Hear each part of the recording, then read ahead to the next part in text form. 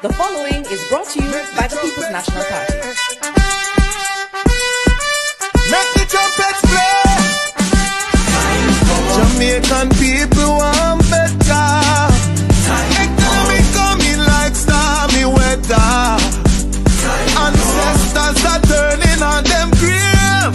They can tell me how we can do it together. When we look to the future of precipice, we see Jamaica needs the vision of the PSP. People said the bag of promises, them can't carry go shop. And the crime rate getting high, I wonder when it does now come Rex. Jamaican people want better. Economy coming like stormy weather. Ancestors are turning on them grave. They can tell me how. The proceeding was brought to you by the People's National Party. The following is brought to you by the People's National Party. Make the trumpets play. Jamaican people want better. Economy coming like stormy weather. Ancestors are turning on them grave. They can tell me how we can do it together. When we look to the future of precipice, we see Jamaica needs the vision of the PSP. People said the bag of promises, them can't carry go shop. And the crime rate getting high, I wonder when it does now come Rex. Jamaican people want better. Economy coming like stormy weather. Ancestors are turning on them grave. They can tell me how. The proceeding was brought to you by the People's National Party. The scale of dealing with anti-corruption issues. So there is a learning curve that we are going through. What is important is that the government supports the development of the institution so it can accelerate very quickly on that learning curve and provide the resources so that they can move very quickly on the learning curve, and that the government does not intervene or interfere. And that message goes to the opposition as well. Leave the anti-corruption and policing agencies to do their jobs. I know why you come to me with that foolishness, you know. You elect a prime minister, and is a prime minister run the country. It is time we learn to hold our leaders accountable for their actions and stop making excuses for them. Stop making excuses. Otherwise, go elect the people who really run in the country. And I don't want the right start that stupid argument. Hold the people you elect accountable and stop making excuses for them. Hello, welcome. Happy Tuesday. Happy Tuesday to everyone in television land. Happy Tuesday to our silent supporters. Happy Tuesday to everyone in the chat. Hope everyone is having a wonderful and productive week so far, and looking forward to Good Friday to have some wonderful Jamaican bun and cheese. All right, so tonight's topic is political reptiles with your host, Byron and Marie. Pastor Ricky, he's having a little technical difficulty, so he's going to be joining. He was on, but he fell back off. So he'll be joining us again shortly. Guys, remember, when you come in, thumbs up the live, share us out if you can. And if you're new to the channel, please show us some support by subscribing. That will be greatly appreciated. And please remember that our membership is active. If you want to join the Mystic Sensation family, then you are welcome to join the membership. Special shout out to our channel member, Candymax. Bless up yourself. Happy Tuesday. Let me just go ahead and welcome those in the chat quickly so that we can start. Jamaican Warriors, Don Mel, Douglas, Beverly, Carla Ebanks, Bloomy Coleman, Patel Cruikshank, Falmouth Girl 2, John Gotti, Norma Hill, Doris McCoy, Truck Life, Danny Harriet, Louis Longshaw, Yvonne Johnson, Rosa, JP, Damian Goss, Nathaniel Brown, Rennie Swaby, Jerry Sadler, Devon Fletcher, Sonia Ellis, Milford Burnett, Universal, Sean Williams, Elaine Morgan, Cecile Phillips, Anthony R., Sean, oh, I said Sean Williams already, Patsy Gavin, One Indian, RCS Blue, Laris Beckford, Omar Campbell, Real Black Woman, Claudette Brown, and the list goes on and on. Welcome everyone. Big up on yourself. Nareen, Tony, Esther De Souza, Peter Ashton. Welcome, welcome. Let me just remind you guys to support Patel Yard Style Barbecue, which is coming up on April 25th in Yala St. Thomas. And the contact number is there for you to reach out to Patel in order to support that venture. Pastor Ricky, just going to ask you to start us off in the word of prayer, and then Baron is going to take over. Amen. Good evening, Lady Anne-Marie, Sir Byron, Mystic Sensation family in the chat. God bless everyone. Father, we thank you once again that we're gathered here this afternoon for no other purpose for you to use us. If you can use anything, Lord, we ask that you will use us tonight to educate, to empower, to equip your people with revelation, information, knowledge, and understanding, so that we can have a better country in Jamaica. Breathe upon your daughter, Lady Anne-Marie, navigate through her thoughts, her thinking, her hands, as she navigates through the different clips and documents. I pray that you will continue to use her to your glory. Bless her husband, so Byron, as he educate and break it down and explain and pass on information that we all need to know. I pray that you will continue to saturate them with your presence. Bless everyone in the chat, their spouses, their children, their family, and household. Bless this program, we pray, in Jesus' name. Amen. Amen. All right. Before you start, guys, please keep Mr. Rattigan in your prayers. He's still not feeling well, so he's not going to be joining us tonight. Please just remember him in your prayers, and hope he gets well soon. All right. Thank you for that, honey. Let me say big respect, enough love to our supporters, all the persons who have been following us and continue to follow us. We are saying a big thanks. We appreciate that. And of course, you are here because, yes, you just need the simple facts to make an informed decision as it relates to our general election coming up. Now, having said that, tonight is going to really be an exciting night. We have a couple of bombshells to drop on you as it relates to CIA files on the Jamaica Labour Party. We'll be going that is going to be very interesting, right? We have evidence of Paula Lovell, the DPP biases, political biases against the Jamaica Labour Party. That's another bombshell. We'll be getting into that as well. Now, let us speak about the recent happenings with, some nonsense that I've seen as it relates to the Jamaica Labour Party and, the political representation that they are giving the Jamaican people. Now, when you have an Andrew Holness, right, who has no plans in terms of moving Jamaica forward in any progressive way, Andrew Holness' plan in terms of holding on to the helm of politics was to defraud the Jamaican people. And I have no hesitation in saying that because we have the facts to prove that.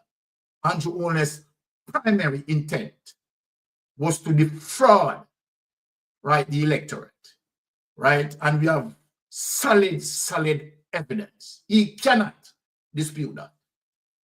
Now, tonight, we are going to go through some of the clips that we are going to expose. And when we talk about, having the prime minister, this corrupted prime minister, knowing to the fact that he's corrupted and try to disguise himself using the cover of raising politicians' salary. It is a sad day. because that also that he had done was not so much to, put politicians in a bracket as it relates to good performance. And that, okay, all right, he needs to have politicians perform as a result of, that pay increase. It was simply to disguise Andrew Holness, quick rich system, obviously, right? And that is one of the reasons why he also legislate laws to have the Integrity Commission not speak on any information even after they had demits office. Andrew Holness set up laws that, right, this matter will not be addressed, right, until after 70 odd years. Who wants to do that? Which prime minister who needs checks and balance, right, is going to do something like that? 70 odd years, right?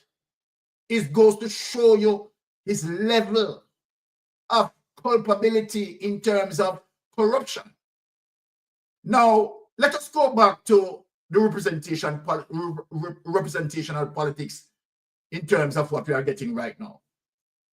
The type of people that you have seen display themselves on the low level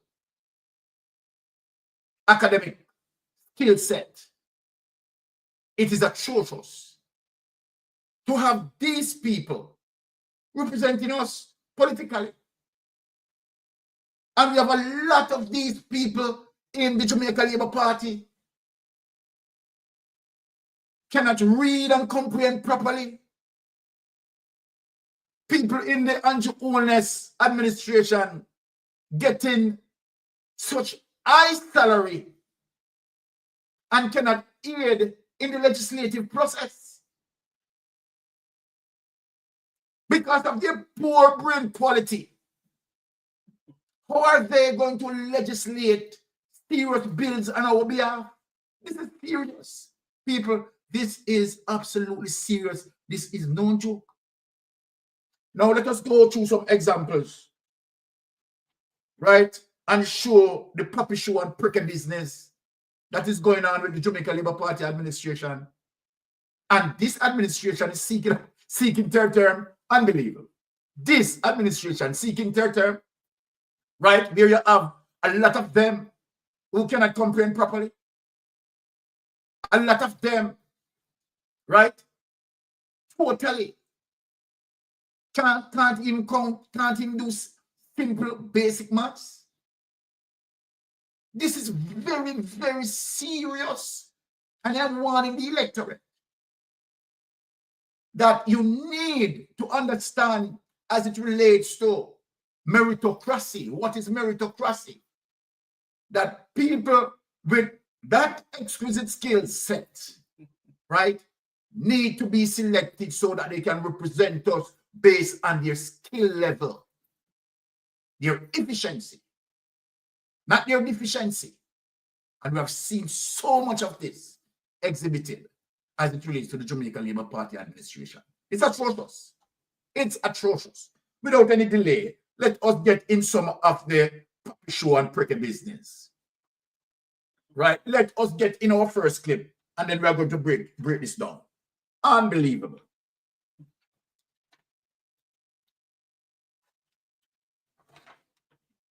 Unbelievable, my people.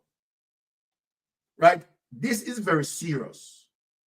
When you have persons like these getting so much pay. Right? Them don't see. All right. Them don't see how the phone and carry the message. Don't see. Hi boy.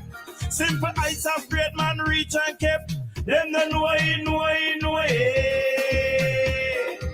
Hey Jamaican. Hey Damien Crawford. Let's steer some man.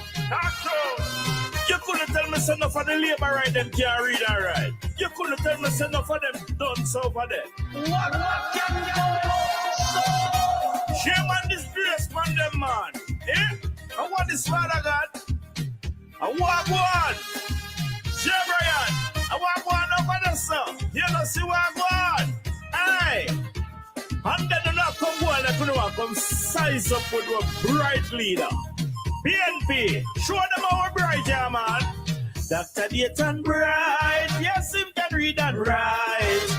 Crawford, you beat them daily, them can put up no fight. ISAT Buchanan, where they over Portland.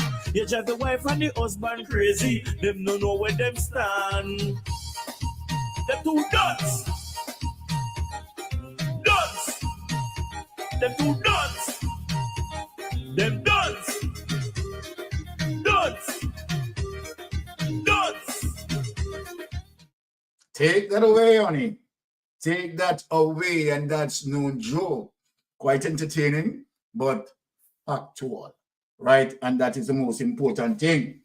So now let us juggle down and hear some of the Poppy Show on the Pricky Corner. Let us visit Poppy Show and Pricky Corner, right? So let us juggle on, and then we are going to break that down, because this is very, very much important in terms of, you know, our political representative. So people, I want you to tune in, listen to this person, sorry, who also being guided by someone how to read properly and how to comprehend. When victory is won, there must be a reward. We can't just celebrate with them by dancing with them and do nothing.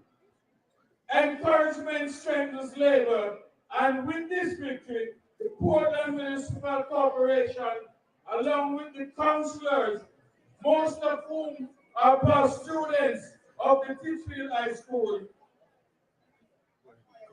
we hereby award the sum of $500,000 to a winning team of the school charity.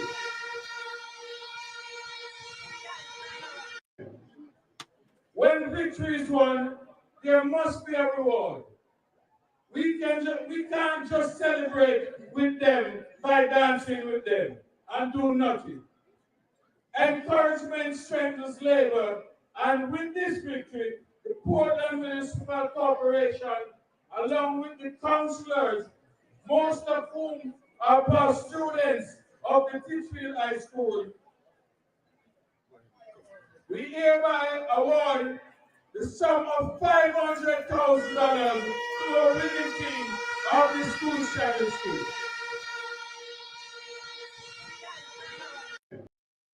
Take it away.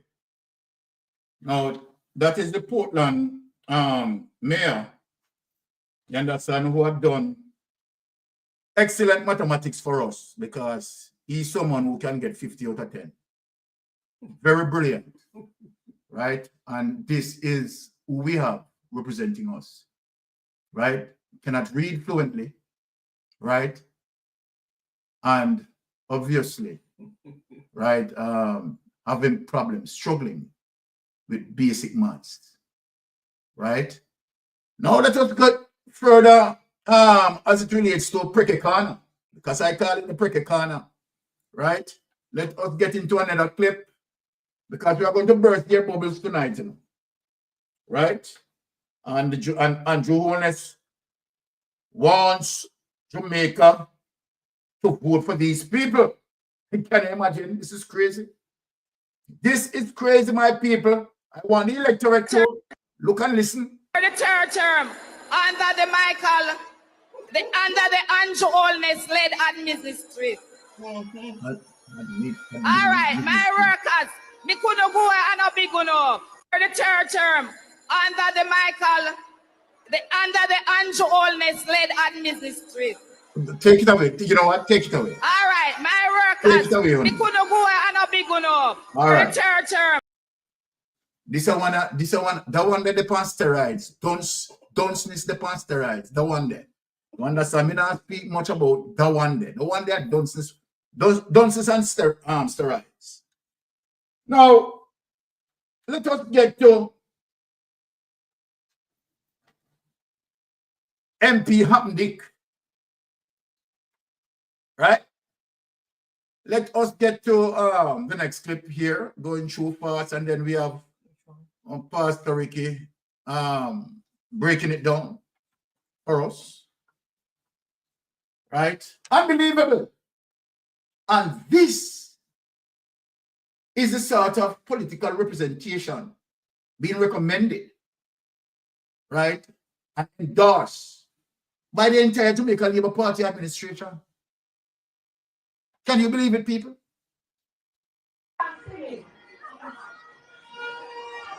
I want to say, open with a quote. The heights by great men reached and kept were not attained by sudden flight, but by day, while their companions were sleeping, toiled upwards in the night. And that is exactly happening. I want to say. Take it away, because I think maybe she was trying to explain that while Daryl was sleeping in the night, she was doing something else. I don't know if that is what she's trying to explain, right? But anyway, this is very serious. We're talking about a member of parliament. Member of parliament. And why it is serious, Jamaica? Let me tell you why this is serious. We are paying 200 and 300% increase. And so then, what is going to be Anne-Marie Vaz input in terms of legislating bills to the parliament? If people don't see that this is a problem with all of them, it's very serious. For the councillors, right, as it relates to municipal legislations and so forth, how are they? What would be their input? If, as it relates to critical thinking, in terms of, of solid input, so that we can have good policies, good laws to bring Jamaica forward. So this is significantly serious, people. I want you to understand the level of seriousness this is. Let us do a comparison as it relates to Andrew Holness, right? And all those, total illiterate people around him, as opposed to Mark Golan. Notice how Mark Golan select, right, his people, men and women, brilliant and qualified. Not only that, they're brilliant, they are all qualified, academically speaking. Now, and when I say academically speaking, let me prove it for you. Anne-Marie Vaz went to the University of West Indies and did not achieve a degree, failed. People never know that. Now, Jamaica, we need to have an understanding as it relates to why we need to have people who are educated, people who have understanding of their functions, and people who are effective. Jamaica is in a crisis. We can't have them sort of dumb skull. We can't have them sort of dry brain. They try to lead us into prosperity. We are paying them 200% increase for what? And what can go so? Now, let me show people, because I'm just not lying. Let us Wikipedia Anne-Marie Vaz. And if Anne-Marie Vaz cannot pass, right, a simple, put it this way. If Anne-Marie Vaz cannot pass a bachelor's degree, right, but her husband makes sure that she's in parliament, to do what? She failed at the university. So she's going to succeed in terms of legislating on our behalf. It ought not to happen. It's very serious. Our politics must be considered to be serious. That's why we put people there. But you see the Jamaican Labour Party can use all the likes like Vegas to run narrative and a political campaign, right? Because he thinks he's brilliant, you know. He has an associate degree and finally thinks he's brilliant. Has an associate degree and think that he is brilliant. And he don't stand the rest. Let me say that. Don't stand the rest. Pastor Ricky and myself, who are the holders of degrees, know that we have to research and have the facts. And if you is a holder of a degree, ask any person within whatever faculty, the respective faculty. They have to research. You have to do research. So when you have a Vegas who run out for a political campaign, spewing lies, it's a goddamn disgrace to Jamaica. And Andrew Holness endorsing all of this.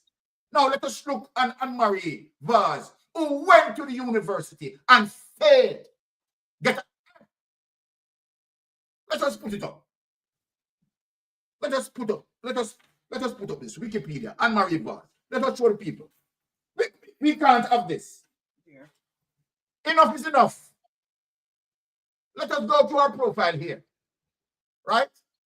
She was born Anne-Marie Teresa Lou on 13 March 1966 and raised in the Duff House. Then should have said Duff House. and raised in the, you know what, let me change it here. And raised in the Duff House district, bordering Manchester and Parish. Manchester Parish and St. Elizabeth Parish. Lou lived with her grandmother, mother and half-sister, Tisha Thompson, among other relatives. Lou attended the Bull Savannah Basic School, right? The New Forest Primary and Junior High School, followed by the Hampton School. She also studied at Alpha Academy and Excelsior Community College before enrolling at the University of West Indies. Only enrolling can put there, you know, because she enrolled at the University of West Indies, right? The same way how she go in and the same way she come out. So she, right, Anne-Marie Vaz, I mean, swim into a big water, big pool of water and come out dry. Lou was a flight attendant, see that? Nothing.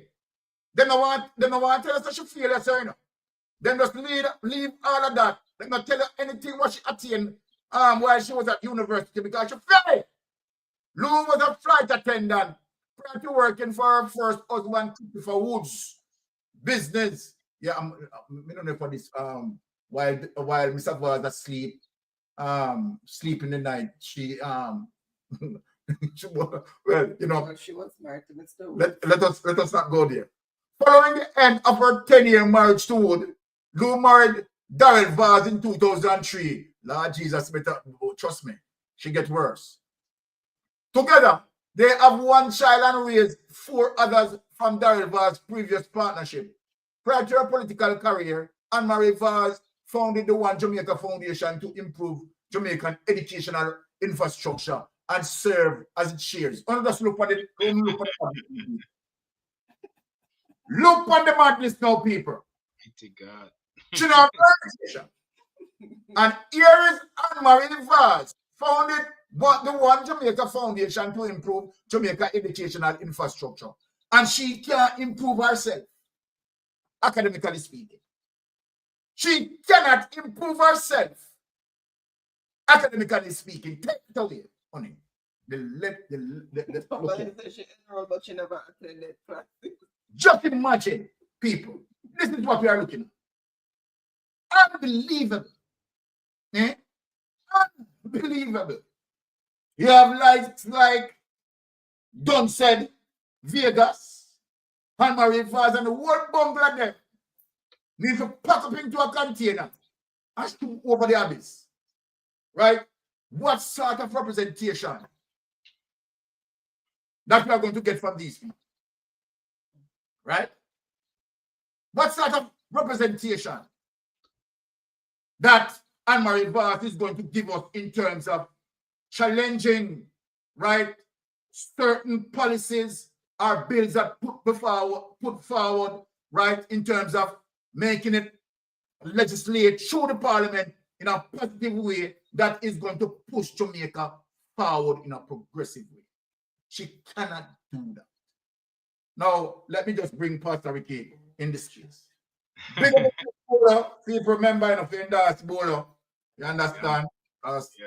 Bolo, one of the men who doing all the hard work. Yes, Pastor Ricky, come in right then and there. Big respect, Sir Byron. Exactly. No. Big respect, Sir Rattigan. Safe, speedy recovery. God bless you. Major Mackerel do a tune, but na dance all day say dirty bungle and them a dirty bungle. Yes. That's not a lot. We always wonder why the Prime Minister always the one speaking on the behalf of his MPs.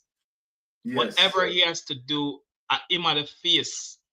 And it's more revealing and telling that because him surround himself with incompetent people and himself is incompetent. And people every week in, week out, we keep saying they are fully dunce, they're incompetent. The Prime Minister does not understand. He doesn't know.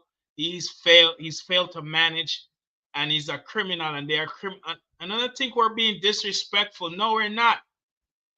The evidence that we see all the time, the videos, the documents, the researches that is done, reveal these things. We're just saying what has been exposed to us.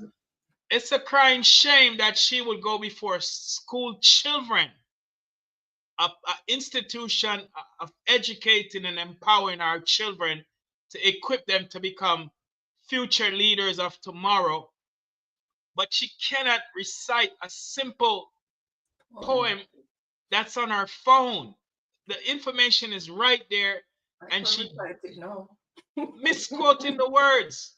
I mean, give us a break. These are the people that sit in the back seat in Parliament and only say present, and you don't hear them voice to the whole 3 to 4 hour session of Parliament. It's crazy. The Prime Minister surround himself, Sir Byron, Lady Anne-Marie, and Mystic family with a bunch of, as a pastor, a Christian, I believe in redemption, reconciliation, restoration, and hope, and inspiring people. But these people have position in government that they're not qualified for. They're doing a disservice to Jamaica. And now we see why the economy is in a recession, why we see last year budget, not the budget passed in April 1st this month, but the previous budget had a $45 billion shortfall. Now we see why bridges, roads is not being fixed. Infrastructure is deplorable. Hospitals are deplorable because the people that the government have are unqualified people. They don't have the knowledge sets, the skill sets. They don't even have the temperament. I mean, when you listen to their language, it's a crying shame. The students are reciting it word verbatim without any phone in their hands. And she has a phone that she's looking at and reciting and looking at and can't get it right. I mean, this is a crying disgrace. And we need to hurry up. They need to hurry up and call the election. She's not qualified to be MP. Big up yourself, comrade attorney, sir. ISAT Buchanan, the next member of parliament of East Portland. East Portland desperately need ISAT Buchanan in this space. A man who's a successful Jamaican story. A man who see as a vision to educate the children of Portland, where he's donating tablets to help them improve their reading skills, research skills, comprehension skills, understanding skills. These skill sets that they will need to survive in an economy that is a global economy. If you can't read, you can't write, you can't spell. I mean, she could have used AI and make AI just recite it. I mean, but and then going to a university, she enrolled, but there is no mention of her graduating. You know, so that means she dropped out of college. She's Exactly. a college dropped out. And Yeah. these are the people, the mayor for Portland who get what, $50 out of $10. I mean, Yes. every time Father Lord some play that, I have to laugh. But listen, man, the Jamaica Labour Party is a disgrace, including the Prime Minister. That's why he's always at the center of everything. He never give the MPs an opportunity to shine. If it's breaking ground, him go do it. If it's cutting ribbon, him go do it. If it's opening a house and giving the keys to the owner, him go do it. Him don't let the MPs them shine because them are gonna embarrass him. No, we understand. No, we understand. And when him put No, them we on stage in a political rally, another lady says, I don't even want to get night. I'm a cry for her, man. Suppose it's the administration, and I mean, Jesus, Lord have mercy. You know, call it, Andrew, call it no. It's crazy. Over to you, sir, bye. All right, blessings. All right. This week we witnessed, right, something that just hurt a lot of people's feelings, right? Rub many Jamaicans, right, the wrong way. We're talking about the Police Federation chairman, right?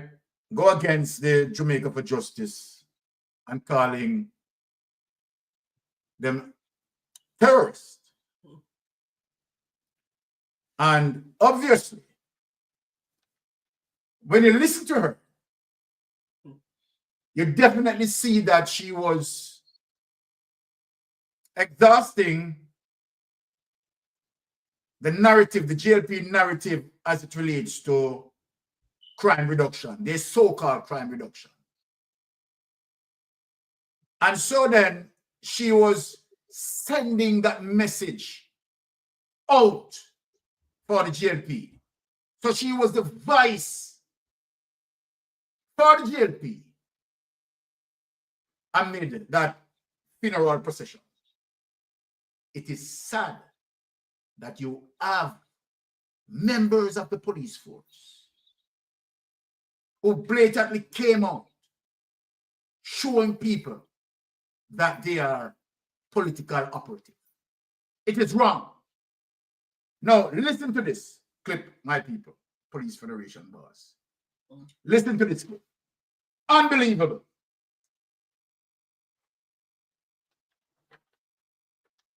Unbelievable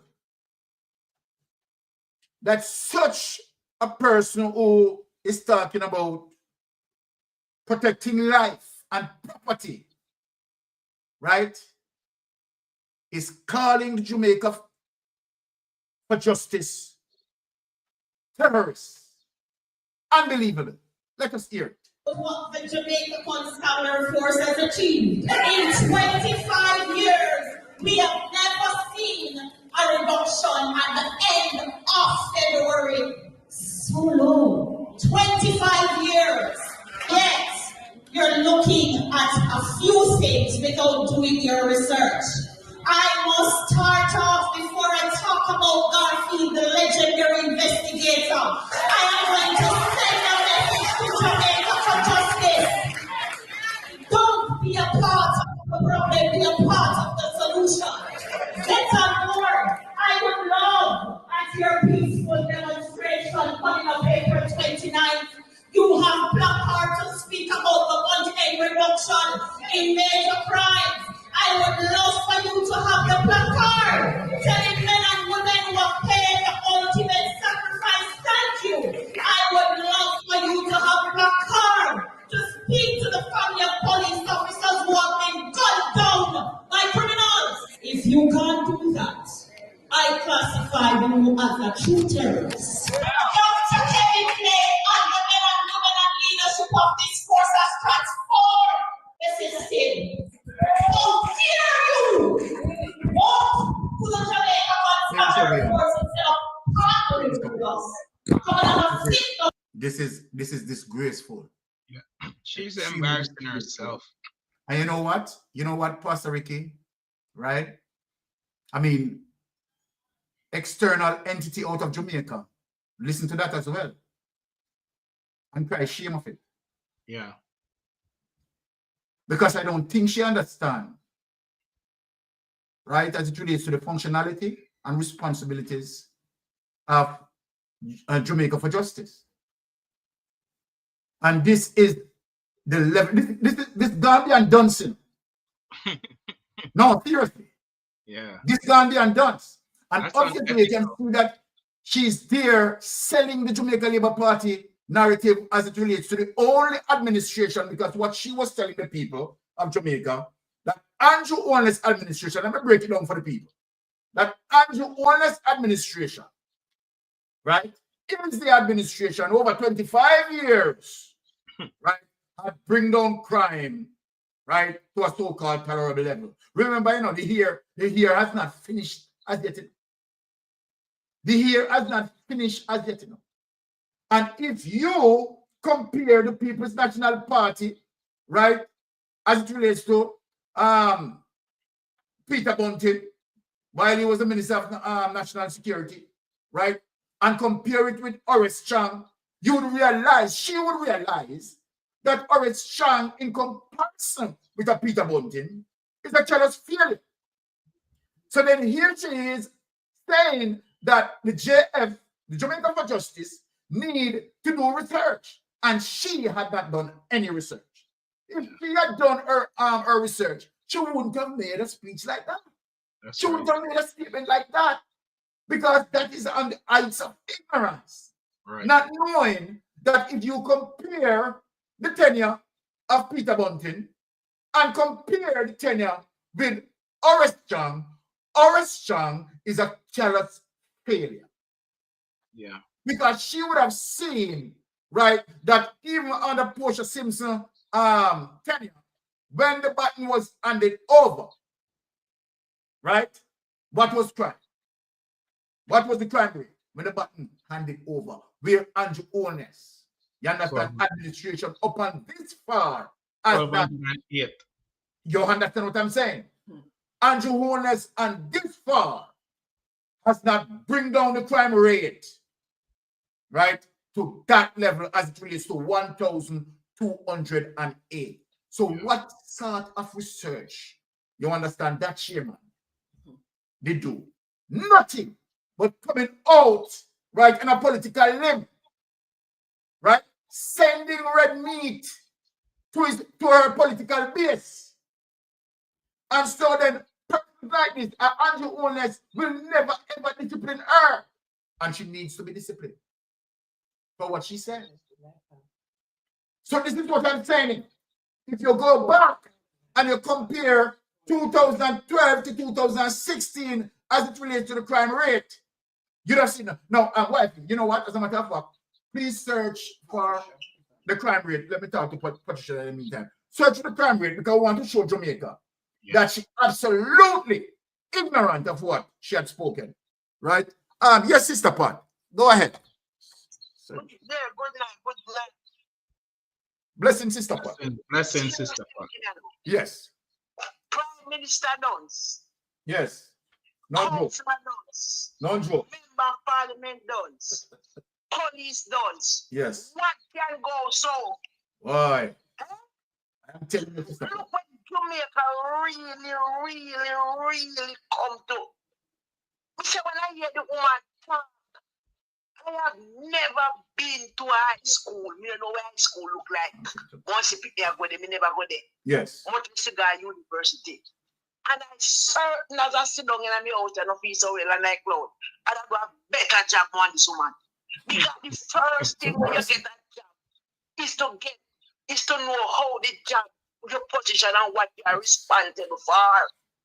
Our responsibility is to ensure that the police them get them the gear and get them paid and treated like how they have to be treated. She come at about JFJ responsibility is to fight against the state We fight and take for human rights. That's how JJ make fact. Condolences to all police officers who lose their life in a back with gunman. We don't support gunman. But you cannot have a state where you send one police kill innocent people. The Constitution tell me, say, if I start, me bright. Thank you. A person commit a crime in committee against the state. If the person willfully take up their gun and fight the police, yes, take them down. But every time, nearly 100 people dead. In one of them statements, the policeman said he was harmed with a summon. So if the policeman harmed with a summon, look at the video the way you see where police are kill people, where police are cause people, and all the people by the way out there, and you tell me say, you know, come at this policeman funeral and condolences to the police officer. My other half went funeral, yes, I was a decent man. May his soul rest in peace. Right? And the past said it's an accident in dead by. And it's not like somebody kill him. It's an accident where everybody dead by. But you see, you know what, in a Jamaica mistake, now well, most of these persons are persons who in some position. It's not them don't go to the right channel. Something on that table behind closed door. That is the reason they get it. And when they get it, they want excellent pan it and try to move up themselves to be articulated. You tell me, say, a member of parliament, can say, I want to go kindergarten, something, and it's a woman that come again, to all this ministry. What can go so? What can I this? Exactly. Can't to and tell people, madly, said, madly, or not, Marcus, Jamaica. That's a man. People make that a lie. And you want it, make us a lie about a Seaga build Portmore. Make it stop it, brother. What me tell you, you can't continue. Because the more you chat, and the more you irritate people, and how who never go vote, I go vote, just get to know, you sick drunk or stomach. Definitely. You sick stomach. Because people can't read and well not at them up there. And the historian them are listening. They put them in a university and listen. You know, a public servant, you know. People look up to, you know, I want to be a prime minister, I want to be a minister, I want to be this. My dream, what can I say on this plane at Jamaica? But like, tell you know, continue right on, because the higher the monkey got climb, and the more exposed. And my God, not there, they sit high and look down low. You might go make no shame, you might go make shame come down pound, so you don't make one pop and you can't pop. Here you go. It is a wicked son of a bitch, you know. Right? Right? I'm not going to tell you about Marcus North, Norman Manley. My grandfather tell me, say, what he said, but some man define himself in a problem and family, never England and America. And Norman Manley got on a bunch of him. And when he judge, tell him saying he can't get him, he say want his body. The judge tell him saying he take his body. And if him over my shoulder, and take him out. Because if me allow him to walk, he never sentence him. I don't know two things I said right, but something like that. No. Right? William Shee, he couldn't get debate last night. Anyway, I got my backlash. She run sister pot. Blessings. But let me, can I just look on Westmoreland. You tell me, say, a member of parliament in you run internal vote. Yeah. And you have a sitting member of parliament. What you got, so? Yes. Exactly. You mash up later. Yes. Before I speak, Pastor Ricky, let me just show the people who's released. The share lady stated, you understand, so strongly for the Jamaica Labour Party to say that Jamaica Labour Party is managing the crime situation, right? More than the People's National Party. And the Jamaica Labour Party had done an excellent job. So we have to show the evidence to the Jamaican people. Let us show the evidence to the Jamaican people. that under the tenure of Peter Bunting being the Minister of National Security, how we compare crime as it relates to Andrew Holness tenure, as it relates to Horace Chang being the Minister of National Security. We have to show the evidence, facts, so that people can make an informed decision. Let us put up the thing and let us show. And this is the statistics from the Jamaica Constabulary Force, right? Now let us look at this, people. This is the Jamaica Constabulary Force statistics. Let us go to, right, 2012. Here it is, people, because you know that Portia Simpson ruled between 2012, 2015, and 2016, and Holness take over the reins of the governance. 2012, here it is, 1,102. 2013, 1,202. 2014, 1,005. Andrew Holness has never reached nothing like this under his ministry. 2015, where Portia Simpson left it to him, 1,208. There's the evidence. Right? As it relates to what that chair fool lady, you understand, for the Police Federation is talking about. You understand? And at the same time, she's saying to the Jamaica for Justice that they need to go and do research. You need to go and do your research. You need to go and do your research, your GLP operative in 2016 under under the person who you are honoring. Right? Look at the comparison. 2016, 1,354.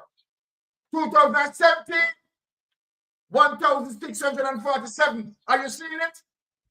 2018, 1,287. 219, 1,339.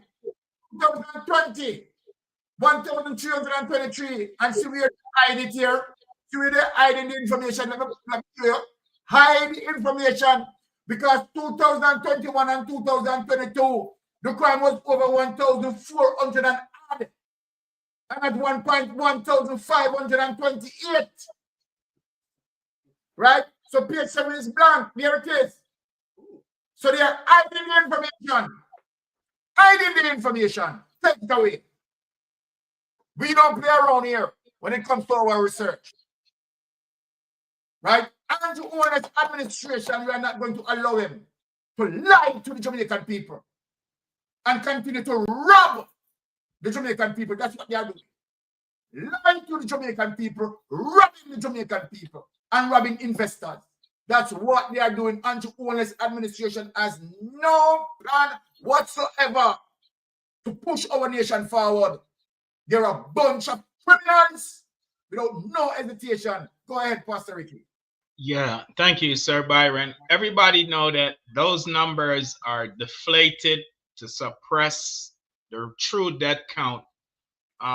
According to Sir Rattigan, who filed ATIs on this subject, and he revealed, based upon the ATI responses, that there's 4 different categories of death that is not accumulated in those numbers. So those numbers are not truly accurate. But if we should take, because death by investigation, suicidal deaths, missing people death, and there's another category of death that is not included yearly in those numbers. But if, for example, if we should use those deflated numbers right now, I did a tally, a total of from 2016 to 2024 under this prime minister.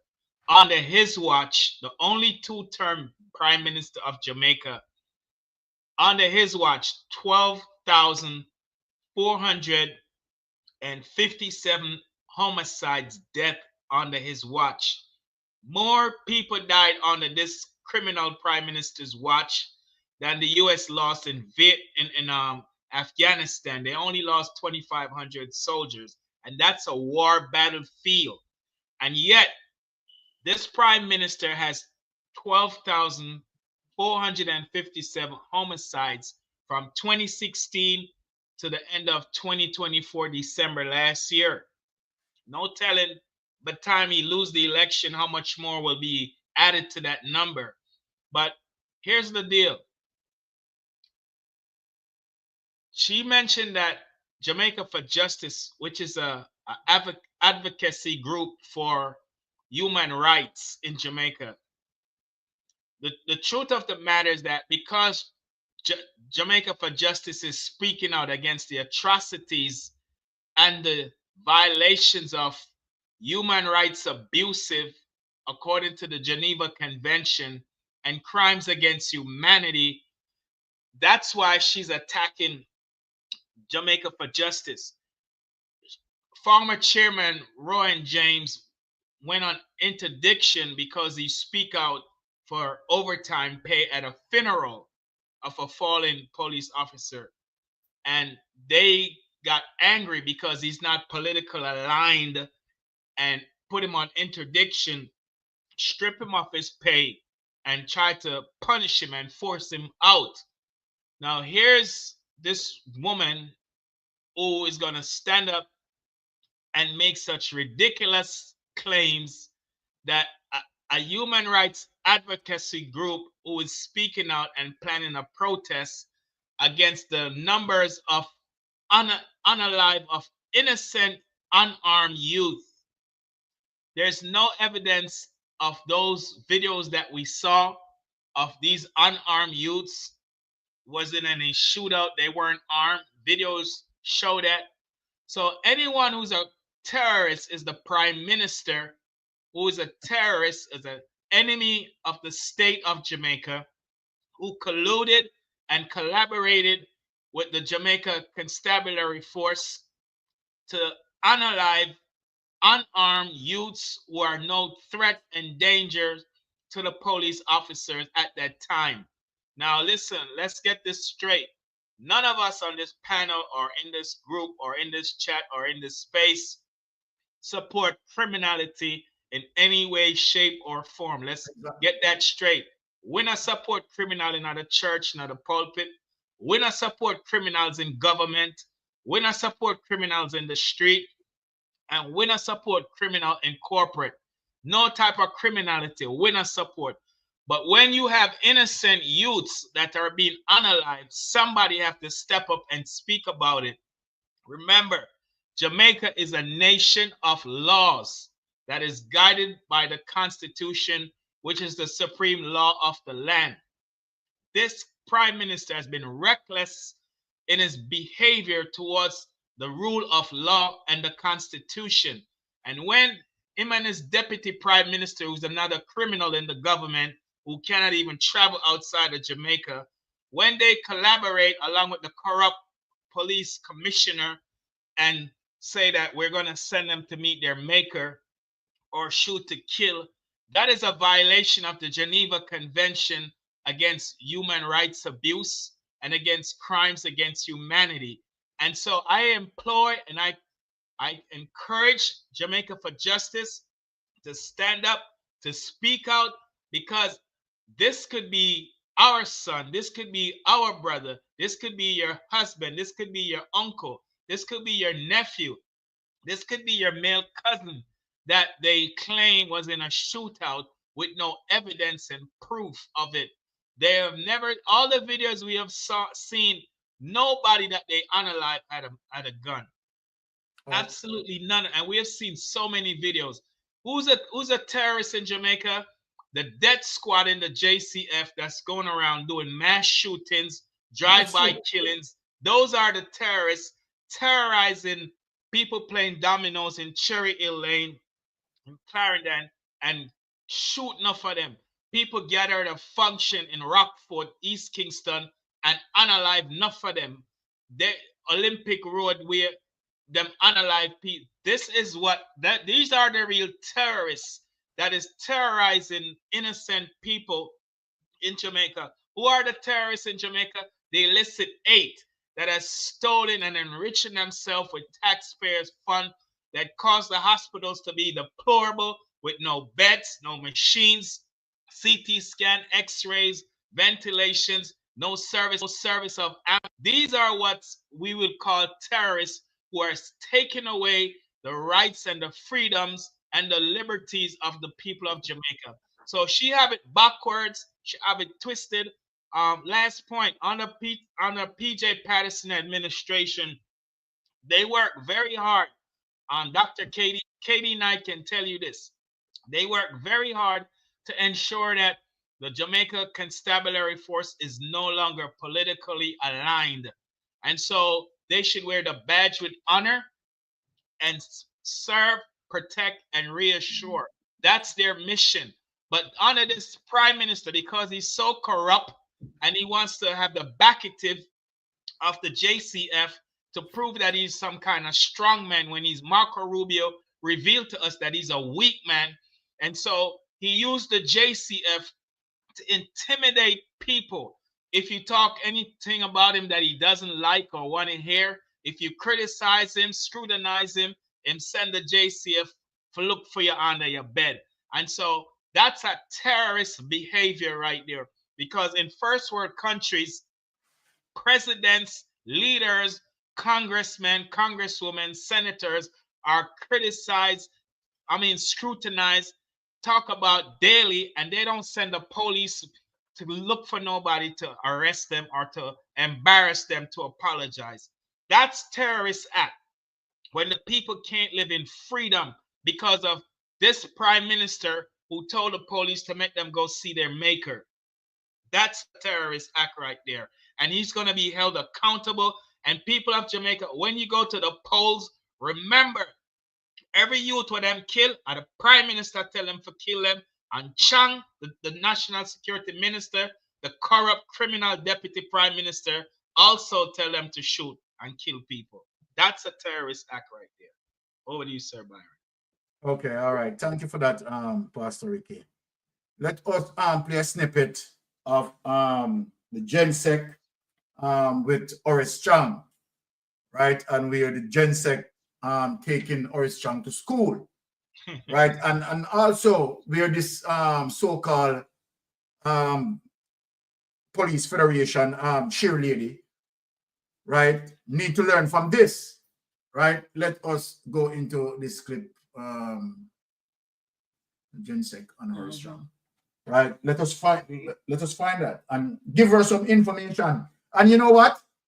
I am definitely encouraging the J to have her sued, bring out a civil action against her in terms of what she said. She came out blatantly and said that they are terrorists. And I think that, you understand, that is liable. So she needs to be put on notice to be sued, right? So I hope JFJ, you understand, discipline her in that way. She needs to come out and have a public apology.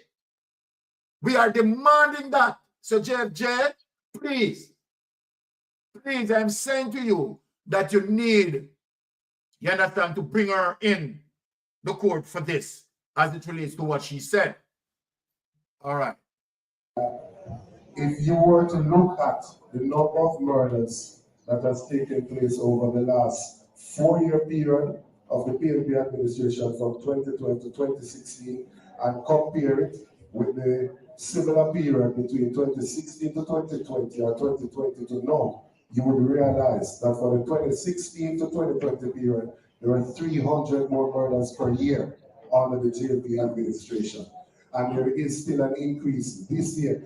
Last year numbers for this administration, this term, last year's numbers were the first to go back within the normal band of where they were under the previous PNP administration. So if you actually check your data, that view that you have is actually not true, right? Hold on a second. Two, the call for divine intervention is not one that should be frowned upon. The scripture says, if my people who are called by my name will humble themselves and seek my face and turn from their wicked ways, then will I hear from heaven, will forgive their sins and heal their land. We are a praying people. Thank you. Thank you, Dr. it away.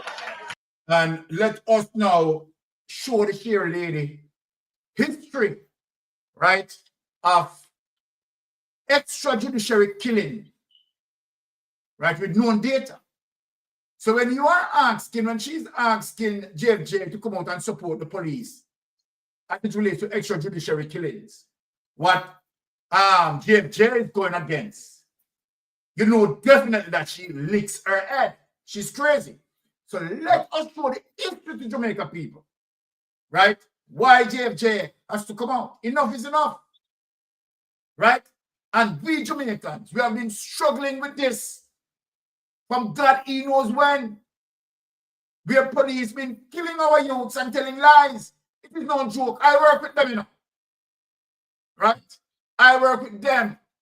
And plainly for anyone who I'm not going to talk about that particular case in detail. But I have to go against one of my squad. Right?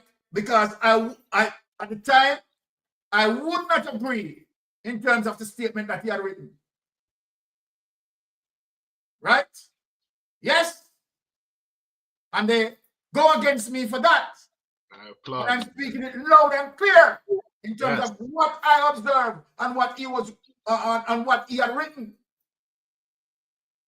And I said to him, that's a lie. So then I myself as a past police officer know definitely that many of them have done this. Am I lying? It is murder. Yeah. But if someone, as relates to what Patricia Carlin said earlier, right? When a crime committed, it has not been committed against the police officer. It has not been committed against the police officer. It committed against the state. Right. And so then, if you even catch the man with a firearm and it doesn't pose a threat to your life, you have no right to take his life. No right. And why am I talking so loud and clear? Because none can point on me. But I know very sure that what we are witnessing, I myself witnessed that and choose not to participate. You understand? I have seen where police officers see that for myself. Fabricated statement. Yes. And I say to him, it is wrong. Right? Now, so let us move forward. So I understand what JFJ is saying. Right? And I'm giving testimony of that. Now, when you look, let us show some history of what Jamaica been suffering with for past too long. Remember, I am saying this loud and clear now. My brother is still a police officer. Right? Now, let us get into this as it relates to Jamaica Rights Group as safety concern. Jamaica Rights. Right? Let us show people the history of what we are talking about. This Andrew Holness-led administration is with us.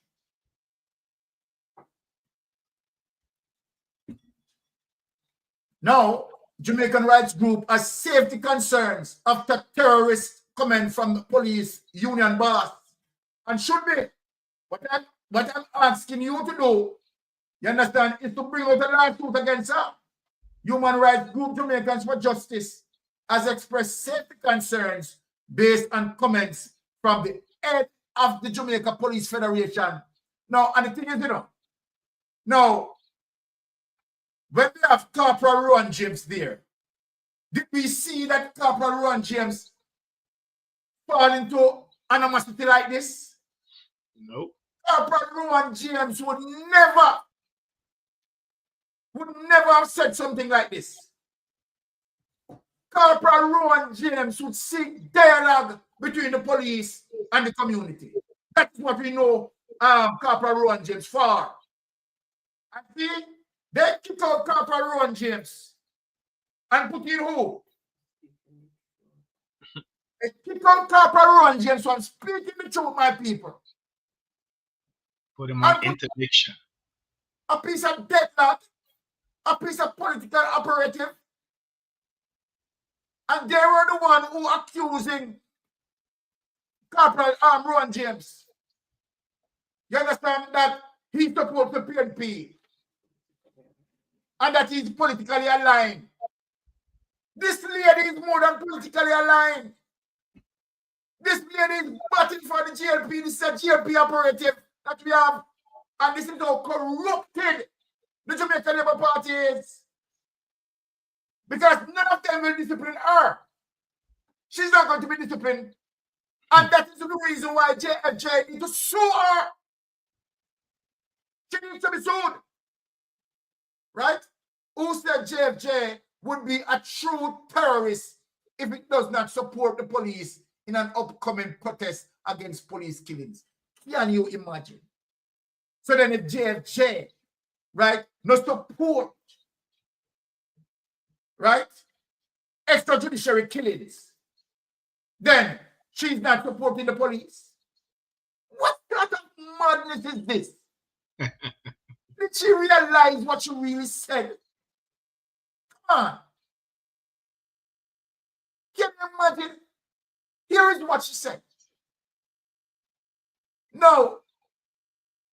If JFJ would be a true terrorist, if it does not support the police in an upcoming protest against police killings. What JFJ is protesting about? JFJ is protesting about extrajudicial killing. Right. That is what they are protesting about. And what is extrajudicial killing? Let's just break it down for the people. We're the police officer, right? Opportunity to make an apprehension and to bring the person before the court. Take that decision to be judge, jury, and executioner. Right? That is what you call extrajudicial killing. When the police officer goes into someone's home, remove that person from his dwelling, take him around a zinc fence, and number 3 him. That is extrajudicial killing. Yeah. When the police handcuff someone and can have the person apprehended, and you put 4 bullets to his stomach while he is being handcuffed, that is extrajudicial killing. Yeah. When you have policemen can line up 3 men and step backwards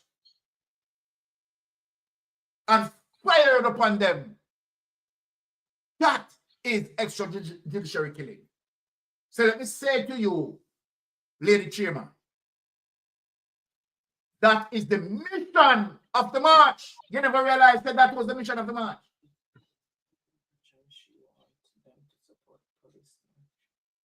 Right? Now, you want to support the police march. For what? Unbelievable. Right? Jamaican for Justice, right, is definitely bringing it to light as it relates to extrajudicial killing. Extrajudicial killing that they want to bring to light. To say enough is enough. We can't have that. I would hope that good sergeant would see fit to retract her comments, said JFJ's executive director, Michael Jackson. Speaking at the colleague's funeral on Saturday, Sergeant Arlene McBean accused JFJ of not recognizing the work of the police in reducing crime, such as murder. Can you imagine these people? Can you imagine? I would love for you to have placard to speak to the family of police officers who have been gunned down by criminals. If you can't do that, Jamaican for Justice, I classify you as a true terrorist. She said, people, this is unbelievable. But Sir Byron, how many police have died this year already by criminals? Now, when I look at these things, right, and see what JFJ is addressing, JFJ is not agreeing with criminals. No. They're not agreeing with criminals. Right. JFJ is addressing extrajudicial killings that done by the police officers. Right. So then, I don't understand. Miss McBean get in her head that JFJ is addressing police who had carried out their work in a lawful manner. JFJ is not addressing that. And JFJ is not against the police. What JFJ is addressing are criminal police behavior. Because a criminal act. Criminal police behavior as it relates to extrajudicial killings. That's what JFJ is addressing. But it seems that Duckans, they eat out your brain. She believed that the JFJ is going against the entire police force. No. Get it in your head. Get it in your head, Miss McBean. So you shouldn't be addressing the JFJ. The JFJ is highlighting situations as it relates to extrajudicial killing. That's why we can't have them. Hey, we say Andrew Holness love the gun stemming. I don't know why Andrew Holness love the gun stemming. Because if she had paid attention as it relates to the JFJ mission, as it relates to that march that they are going to march, she would realize that JFJ main objective is to speaking out against what? Extrajudicial killing. Right. No. So basically, right, this is a mess. Yeah. Right? I have the thing where Jamaicans send me as it relates to the march that will be done by JFJ. But somehow I missed it up. I would show the people, right, as it relates to them supporting that. All right? Yeah. And so then, JFJ had said the JFJ has always supported law enforcement. There it is. There it is. So McBean, you understand, is one of those dunsts. Very dunst too. Very dunst. But I tell you, Andrew Holness loving dunst everybody now. Because he knows he can wrap them up. You understand? And then him feel bright. Feel right with the bag of dunst behind him. So that him can feel bright. Yeah. My God. And that's why this general election, well-thinking people, right, are going to vote you out. That's right. You understand? Tufton said not like bright people around him, you know, so that well, we are seeing it now. We are seeing it. Take that away. And it could be an intimidation tactics, you know, that they might try to forget JFF for pull back from the protest, you know. Yes, Pastor Ricky, let's go ahead. Let's go ahead in the space. Now, what I was saying, it could be an intimidation tactics to get JF, you know, Jamaica for Justice, to pull back from having the protest. But like you eloquently said and clearly reveal the purpose of the protest is not that they are against the Jamaica Constabulary Force, because the truth of the matter is you have a lot of Jamaica Constabulary Force JCF members who wear their badge with honor and is doing a great job. But you have those that are politically aligned, and the death squad and the corrupt high command, including the corrupt commissioner. They are the problem in the JCF. Listen, over 100 youths have been unalived so far this year. That's a crying shame. They're on a, if they continue on this pace, by the end of the year, 365 youth them kill. If them are kill one a day. I mean, that we have never seen this in Jamaica by the police. How many police have been unalived by criminals so far this year? So how can a group that is an advocacy group advocating for equal rights, treatments, freedoms, and fundamental rights and liberty for all be a terrorist group? You see, they have it backwards, man, because they're so corrupt that they will try to suppress those who are trying to go out to the protest by coming up with these wild accusations. But I'm so glad, as our comrade brother Colin Bell's shock of fame Bell said, this prime minister and his government is living in an analog age while we are living in a digital age, because at the tip of our fingers, we can go on our phones, we can go on our computers, our iPad, laptops, and find information in real time. So for them to say this without no evidence, and this is another problem with the Jamaica Labour Party, leading up to the clips you show at the start of the show till now, they come out and they make wild accusation, baseless accusation, and don't show the evidence of it. This is why the new IC chairwoman, Justice Beswick, say, where the evidence there? Show me the proof. Where is the proof? Them just spew things out of their mouth and it sound good to their base or their supporters, like you say, red meat, and then BS ring bell and cheer for foolishness while they have no evidence, no proof. If she gonna make such a claim that Jamaica for Justice is a terrorist group, where is the evidence? Where is the proof to substantiate your claim?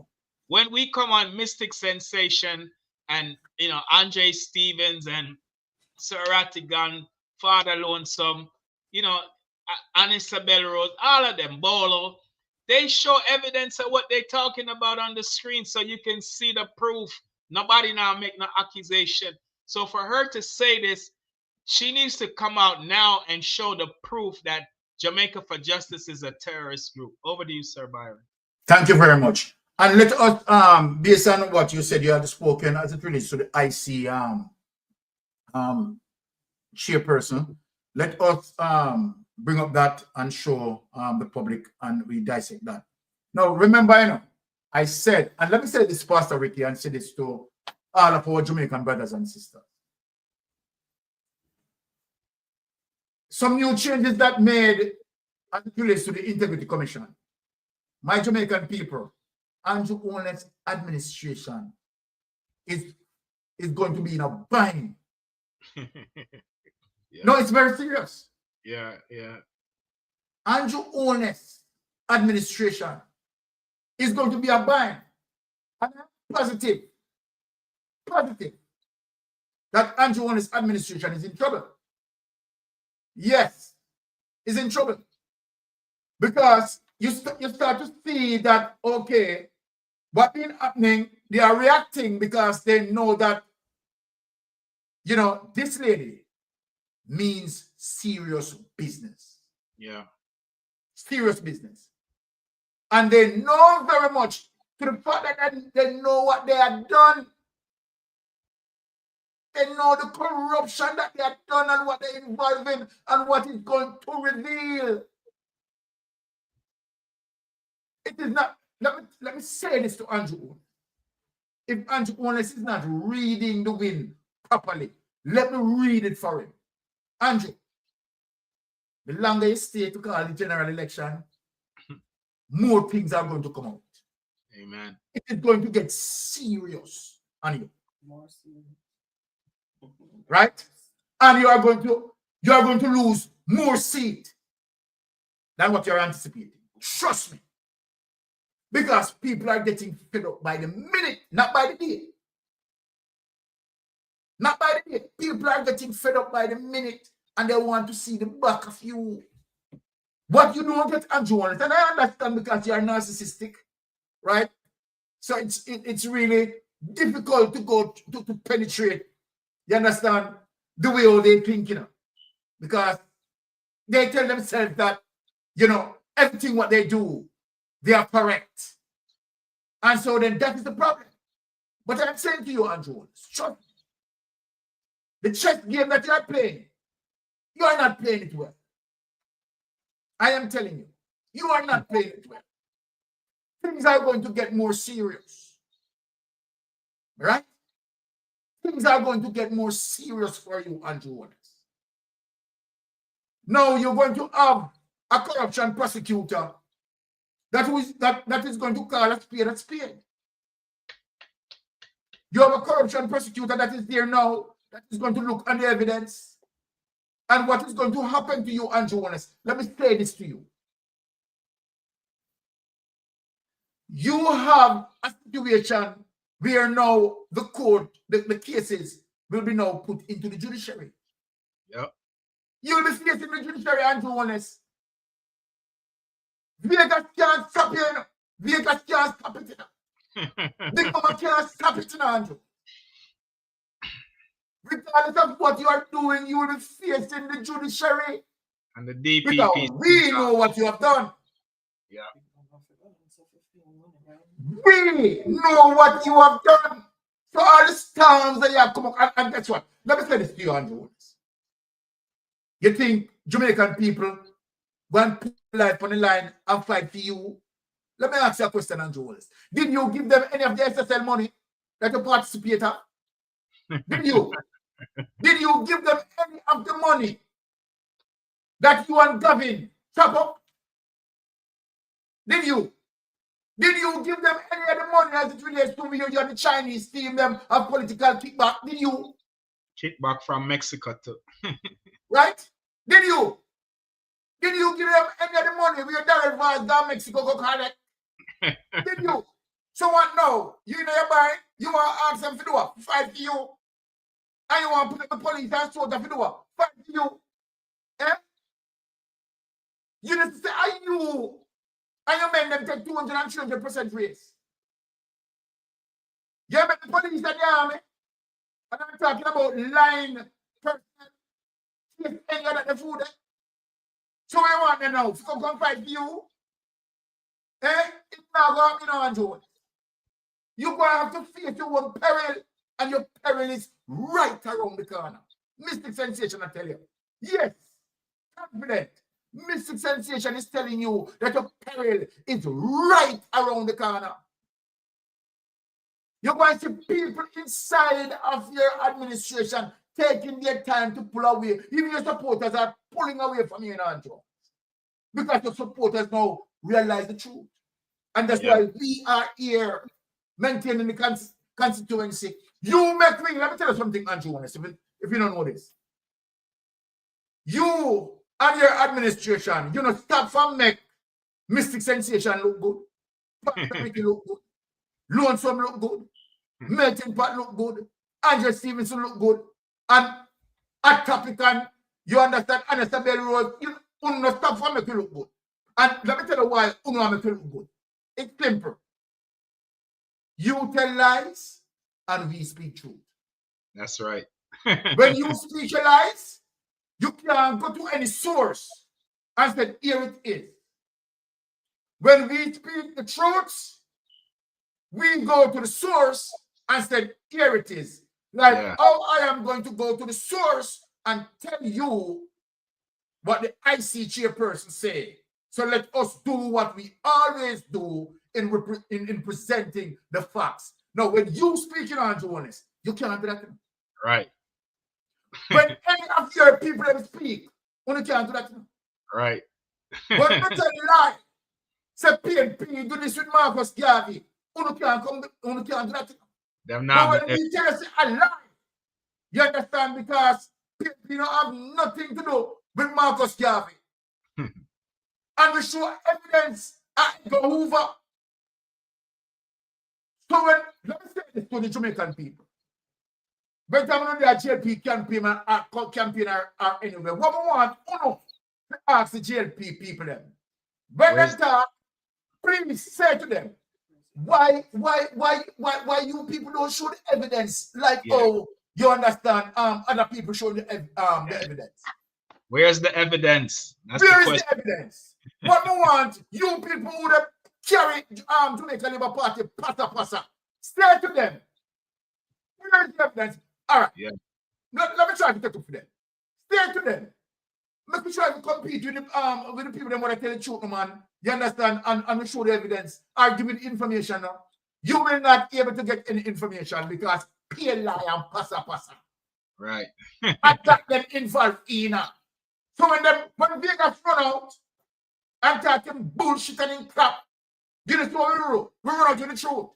Ask Vegas to come out with any evidence that support what I say. Bullshit. Garbage. No, I have none. No, I have none. When Andrew wants to talk about Finsa, JP people. Andrew Holness, let me tell you what to ask Andrew Holness. Ask Andrew Holness, say, boss, you don't do what they want. The people ever say, a JP cars Finsa. Show me the evidence which one, and a JP cars Finsa, no? Show me the evidence what PNP cars Finsa. Yes, sir. We don't want to hear, say to him, say, Andrew, we don't want to hear the nice. We hear you talk all of that already.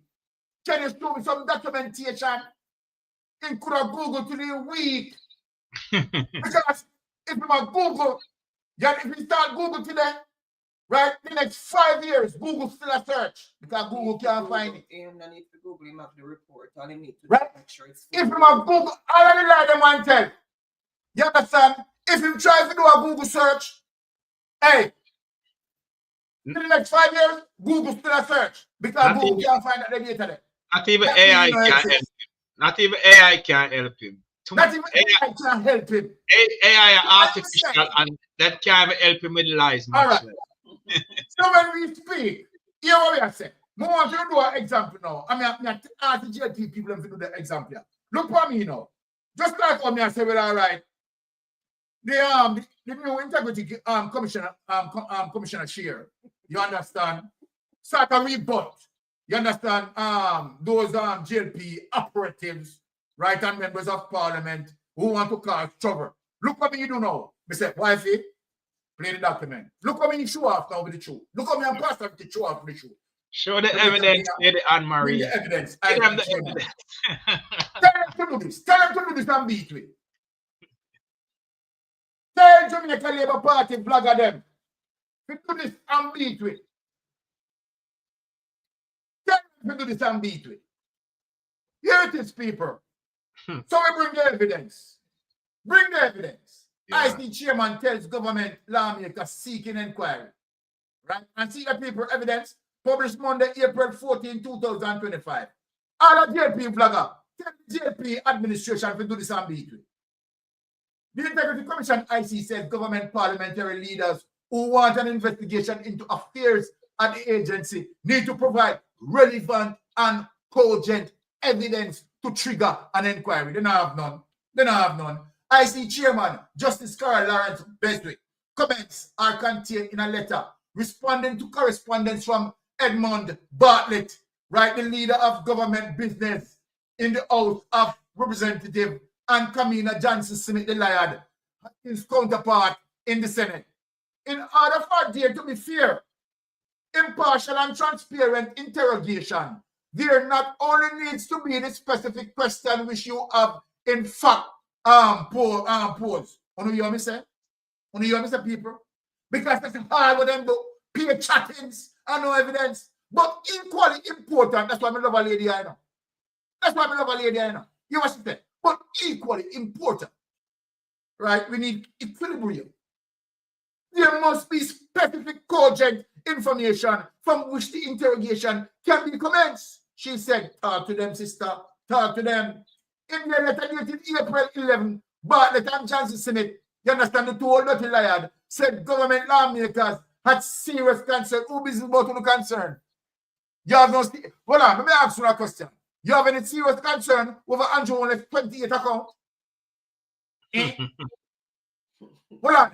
You have concern over the deputy director of public prosecution. You understand?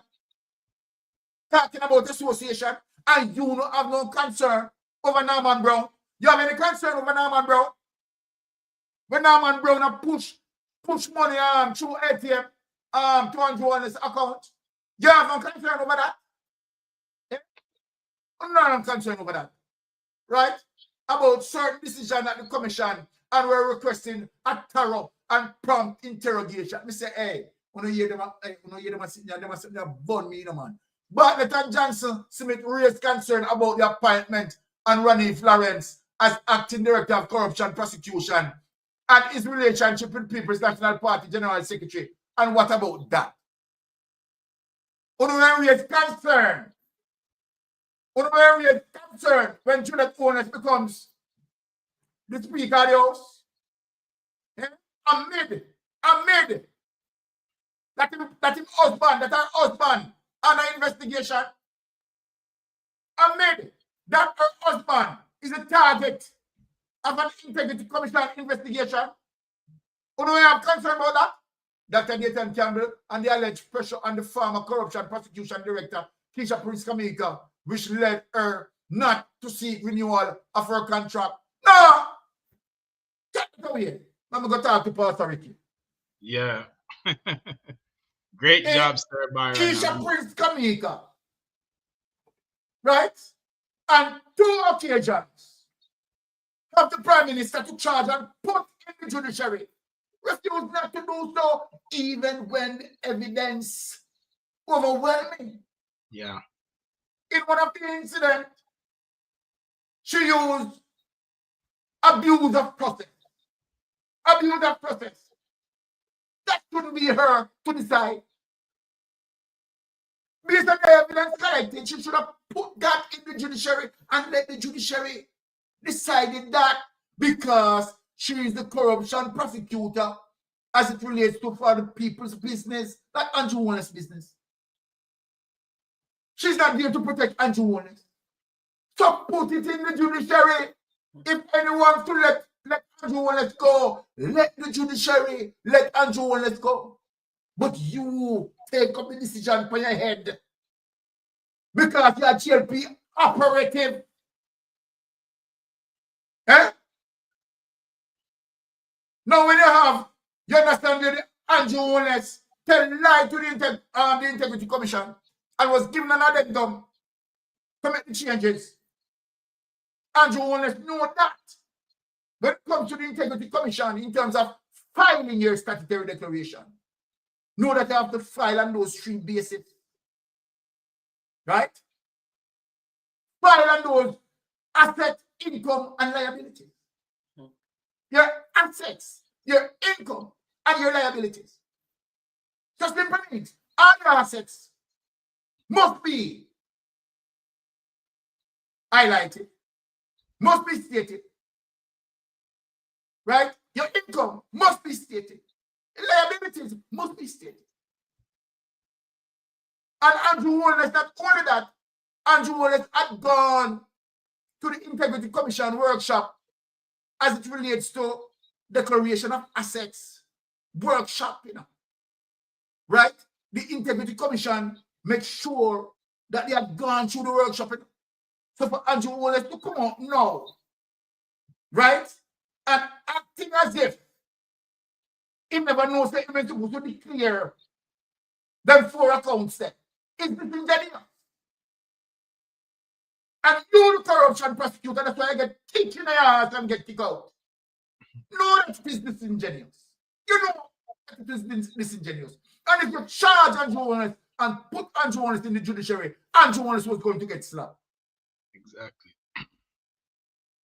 Andrew Holness was going to get slapped. So this is what we talk about when we talk about evidence. Take away Pastor Ricky because the meat hot and nice. Yeah, great. I love it. So the People's National Party now and all the bloggers have a slogan as it relates to when them talk, showed where's the evidence. So that's moving forward. We should beat that every day. Yeah, but you know, the Jamaica Labour Party is in a meltdown right now. Panicking, they're afraid, they're terrified, they're trembling. What's happening, Sir Byron, Lady Anne Marie, and Mystic family in the chat, and those who are watching? The IC issued about 10 days ago a release that they want information as it relates to land acquisitions, and about 12 different entities or agencies, including 9 of them is in the Prime Minister's office.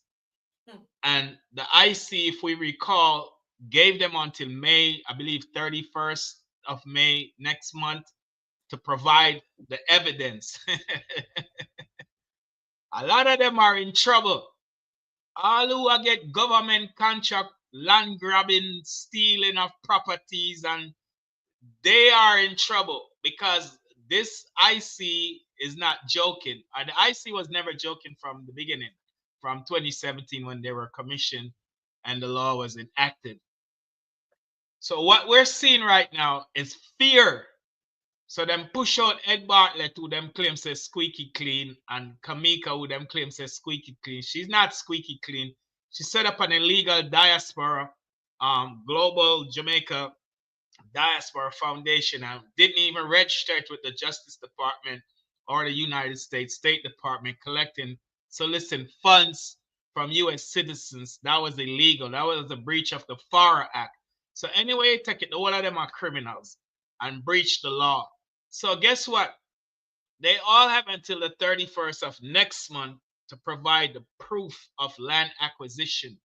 So all of the cronyism, the nepotism, skullduggeries that this government has been involved with, and them friends with them the government contract, and that all who have access to the land title office, and I get people land, dead people land, people who live overseas in the diaspora land, people who land where squatters have, and them I take it from them.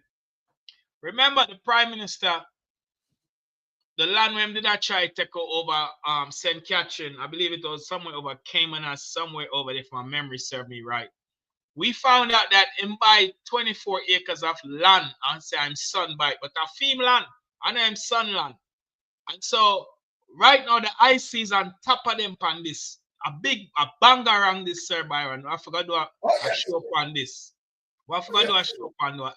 The IC put out the release for the and so now, why them attack Mr. Lawrence and I try to say him political aligned with our Gensec, Dayton Campbell, Dr. Campbell, which is ludicrous. I mean, the judge would laugh after them. Miss Beswick probably laugh after them. What the real issue is, them have until the 31st to show evidence of land acquisitions, and a lot of that cronyism and nepotism are going in the land grabbing thing. And so the Prime Minister, him in a trouble because 9 other agencies with them are questioned under FEMA, in a FEMA office, under FEMA control. And so, as we've been saying, this Prime Minister is the most corrupt Prime Minister in the history of Jamaica. We didn't think Seaga did corrupt, but man, Jesus, Lord have mercy. This Prime Minister makes Seaga look like a baby when it comes to corruption and criminality. This Prime Minister is the worst of every Prime Minister in the history of Jamaica. This is why I can't get him statutory declaration certified for 3 years, and them just submit March 31st, 3 weeks ago. 2 weeks ago, them submit 2024 statutory declaration, which is going to be processed and gazetted for the opposition leader, Comrade Leader Mark Golan, and the Prime Minister. So in the annual report coming out in June 30th of the IC, hopefully by then we will see currently the Golden Gazette and the Prime Minister have another now 4 years uncertified. So guess what? We've been saying him gonna be the first Prime Minister for go prison. And the only thing loading for him and him cronies them is prison term. And there's no doubt about that. Here you go. The IC of them hanging them up. Them don't know which way to turn because you can't erase all of the corruption and the land grabbing and the stealing one with them coming. The spotlight upon the prime, especially them 24 acres there, when just saying by him son by I think it was a month or two ago or sometime at the end of last year. That's under the microscope and the radar. And this is what's going to show the Jamaica. Like, Sir Byron, you're a very smart man. You just said it. The longer it take for call the election, and the more scandals and bangarans and criminality are going to reveal up until the time him call the election. And so he's doing himself a disservice by not calling the election. Because the more longer him take, and the more revelations will come out of his criminalities. And I believe that this new acting DCP, Director of Corruption Prosecutor, is going to hold them feet to the fire. And the good Lord remove Kamika Prince out of the picture. Them surrogate were collude with them and don't prosecute the Prime Minister and colluded with the corrupt DPP who forgot prison too. And so now them have a new Director of Corruption Prosecutor, and them afraid them not want him in the space because them know so them can't manipulate him, them can't buy him out. And you know, the new chair lady, Justice Beswick, I don't know her, but you know, I'm just praying that she do what is right under the law, and I believe she will uphold the rule of law in her decision making. And no matter what political party they belong to, she's going to hold them accountable. And that's why they are afraid. That's why they might run out now and attack the IC, because of this press release that came out 10 days ago that them have until the end of next month for proofs that said them acquisition was legitimate. Over to you. All right, I love that. People, I tell you something. Said we have some clips to go through tonight. We're going to heat up the room. Now, the next few clips that I'm going through, right? Because as I said, we have several clips to go through, you know. But the next clips that we are going to touch, you understand? More of the people don't forget what I say right now, you know, right? And use them critical thinking in terms of, you know, what I am saying. And so then, before I present these clips, now Pastor Ricky have to sing a Gregory Isaac. More of the people don't understand where we are going. Let me say, sing a Gregory Isaac. Because Gregory Isaac, what Gregory Isaac say? Sitting in the back bench, teaching the students of my class. Yeah. Boom, boom, boom. Night nurse. Oh my God. Only you alone can quench this. Only you alone can quench this. Pull up the chill, Mr. Selector, lady, and pull up my nerve. Night nurse. The people know where we are going. The pain people know where we are going. Pain for the Prime Minister is getting worse. So let me tell them, right, in terms when them under the night nurse, I want people to understand what the night nurse meaning. The white substance. When you're under the white substance, all sort of shit come out of your mouth. And I realize that you have a member of parliament, Tom Tavares, who claim that he come for the PNP. PNP! Are you me come for? Please. PNP! Are you me come for? A warrant? Eh? He never have no warrant. Have the night nurse with him. Night nurse. Only she alone can quench this thirst. You get what I'm saying? All right. Like Capleton said, nobody not know them. Make him push him out. Make him push him out, you know, because I don't understand certain things, you know. Let me want Tom Tavares. Because we go push him out tonight, you know. Me tell them, say, lonesome, stand up at the east. Mystic sensation there at the west. Pastor prosperity there at the north and melting pot there at the south. Oh, you can pass. You can come to PNP. Eh? You have to penetrate us. That's right. Before you get to the PNP. Let me tell you that. You have to penetrate us, Tam Tavares. You understand, before you get through to democratic socialism. And we are going to push you out tonight. You understand? Because we know, say, of course, you're dancing with the white lady. And so you feel strong to come out. Now, without any delay, let us push out the man who come for the PNP. Come out, Tam Tavares. Look here what you have to say. If never conscious when him said that, so you have to say it. All right. One for you what I'm have to say. NP, are you me combo? How you mean? Here with the online. Can you me combo NP? Don't you trouble Zion, let me not trouble them. Don't you trouble Zion, leave them alone. Zion has the key, can open any door. Don't you trouble Zion.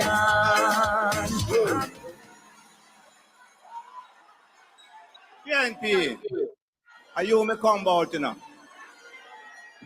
Every time the Jamaica Labour Party look about the progress of this country, want to take bad mind and koro and mash it up.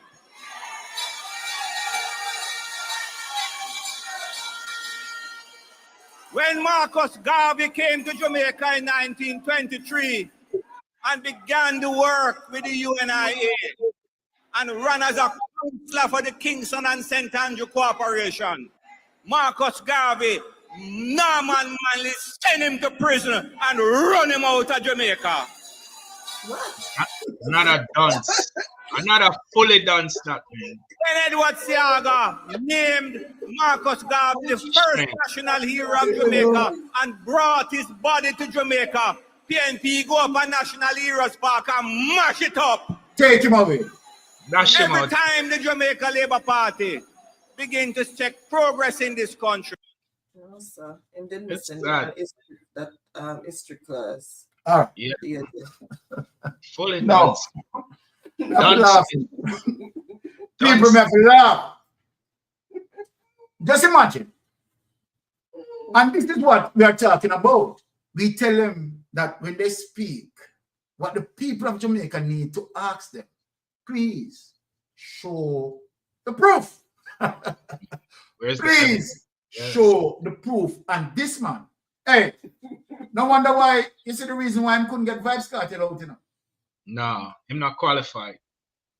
Apart from him not qualified. Him qualified, but I mean, the white lady, he's dancing with the white lady. Right? He's dancing with night nurse. Because the only night nurse can quench his thirst. You get what I'm saying? Read Yeah. between the lines. Night nurse! Only she alone can quench this thirst. So then, of course, to the fact that night nurse, I deal with him at the time, him say all of them bullshit there. Now, I could show him evidence of which he had spoken about 1923. Right? Let us show him the evidence. Because I know the entire history where Edgar Hoover is concerned. Right. And right, and where the People's National Party didn't even exist. Right. People's National Party came into being 1938. So what sort of garbage is he talking about? Right? Living excretion coming out of this man's mouth. And the thing is, you know, let me say this, people. I honestly want to believe that Tam Tavares, right, genuinely know that what he's saying is false. Honestly. I don't think that Tam Tavares, right, don't know the history. But this is what they do. And it is a disrespect to Jamaica. Let me tell you why it's a disrespect. For him to know the truth, because I know Tam Tavares know the truth. For him to know the truth and mislead Jamaican people like that, that is what also Andrew Holness is doing. Yeah. Yes, let me take my brother call because I'm not left him at the bus stop, you know, because they at the bus stop I wait for me for a long time, you know. You're at the bus stop pass, so come here now. Me not left you, man. Me not left you. I don't know if the Jamaican Labour Party representative can become any nonsense than this. But this is about someone say we had vans over Portland 1 year and next one from somewhere a Portmore. We don't know if they can become any nonsense than this. But that's who they are. Yes. Propagandists will spread propaganda. And when a party doesn't have anything to offer to the people, all they can present is propaganda and hoping that they're working like a quote from the legendary Adolf Hitler. Yes. We say that if you tell a lie long enough and loud enough, people will believe it. Eventually, people will believe it as the truth. Yes. Yeah, and when you have a set of people that doesn't seem to be looking for education, to educate themselves about issues and things, this is what you get from these land. You know, because everybody can really listen to Kanyo. You know, we're in a bad position. Yes. Not all of us, some of us are in a bad position. Because instead of when our parents said we go to school, we learn liquor something so that we can benefit ourselves. We'll smoke weed, run a battery. Run a battery is a place of a teach me high school we call run a battery. You know, so that's at the back of the school. Yes. You know? And this is how the GLP is operating. You know? Spreading propaganda all over the place. Nasty, man. I don't just know. Twisting up the fact. You know, and you know, me sorry for the people who are in the bed in the audience. Yeah. They're the real problems because they're the enablers. They are the real problem. Them not know no better. Yeah, them are the problem. But yeah, we don't know who you get. What's them that hearing bell about? Crazy. If you know anything about your history and your country and your party and world history, where you get that hearing bell about? It's crazy. I'm sure some of them are going to come out with that content.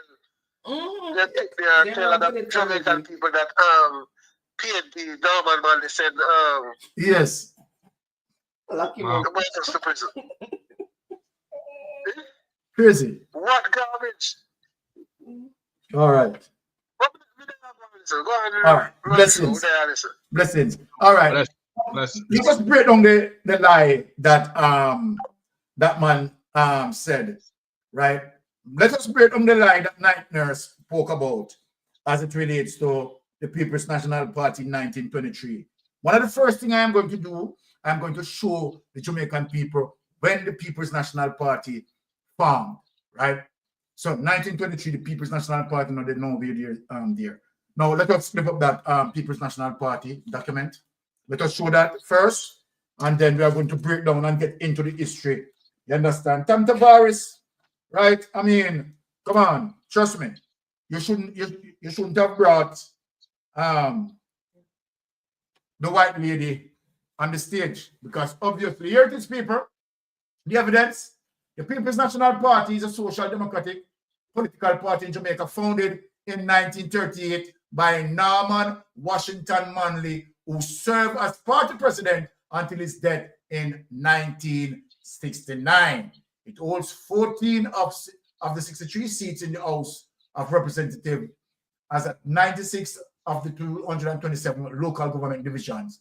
The party is democratic, socialist by constitution. Take that away. So that is the first evidence to mash down the lie. Let us get into the detail, and that's why we show people, you know, that when you come right at Mystic Sensation, Mystic Sensation is going to provide the facts. So you have seen where the when the People's National Party was founded. So under no circumstances, I don't know what he's talking about, 1923. But let's just show the Jamaican people what transpired in 1923 with Marcus Mosiah Garvey. Let us go to the information as it relates to the lie and the propaganda that Tam Tavares is spreading on stage, right? As I said, you know, night nurse, only she alone can quench this thirst. All right, I want to just get to the exact point. Now, here it is, people. The exact point I'm getting to. In 1922, Marcus Garvey was charged with mail fraud in connection with a ship on the Black Star Line, Orion. Further pressure from J.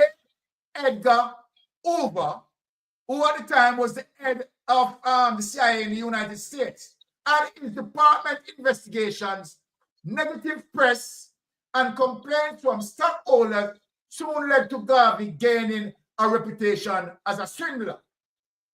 He also gained much criticism when he met with white supremacists like the Ku Klux Klan. Garvey was convicted of mail fraud charges and sent to Atlanta Federal Penitentiary. PNP not have nothing to do with that. While serving his prison sentence, President Calvin Coolidge commuted his remaining time amidst protests from Black Americans in 1927. I know PNP no farm yet. He was deported from the United States. He was deported from the United States. Boy, can I sound like the JP counselor now. He was deported from the United States to Jamaica, where he continued his UNIA work and political activism before moving to London in 1935. And no, PNP not created yet. But everything happened in a different geographic location. Right? I know PNP, and that's what my wife said. Everything happened in a different geographical location. So which better way to backside? Hey, my people at Jamaica, I really don't want to go in university as dumpling and come out as Johnny Kate. Not lie. Hey, no, sir. This is the reason why. No, but y'all want to tell us something, you know. Let me talk to the people. Pastor Ricky, before I bring you in, let me talk to the people. Yeah, man. You know what this goes to show? If Tam Tavares, I mean, quite an educated person, give him that, can come out and try to deceive Jamaican people like that. It is the very same thing Andrew Holness is doing. The entire administration, you understand, beat and deceit. That's why I said to people, you know, that Andrew Holness administration, every time I said Andrew Holness is 100% pure evil. Andrew Holness, based on the evidence that I am looking at, let me tell you something, people. Let me tell you something. Right? I am somebody who scrutinizes the evidence properly, you know. Me not just look on it just one time. I look on it repeatedly and try to come from different angles to think on things. That's why when I'm researching, right, my research really powerful. Now, watch this. The evidence goes to show people, not joke about it, that Andrew Holness,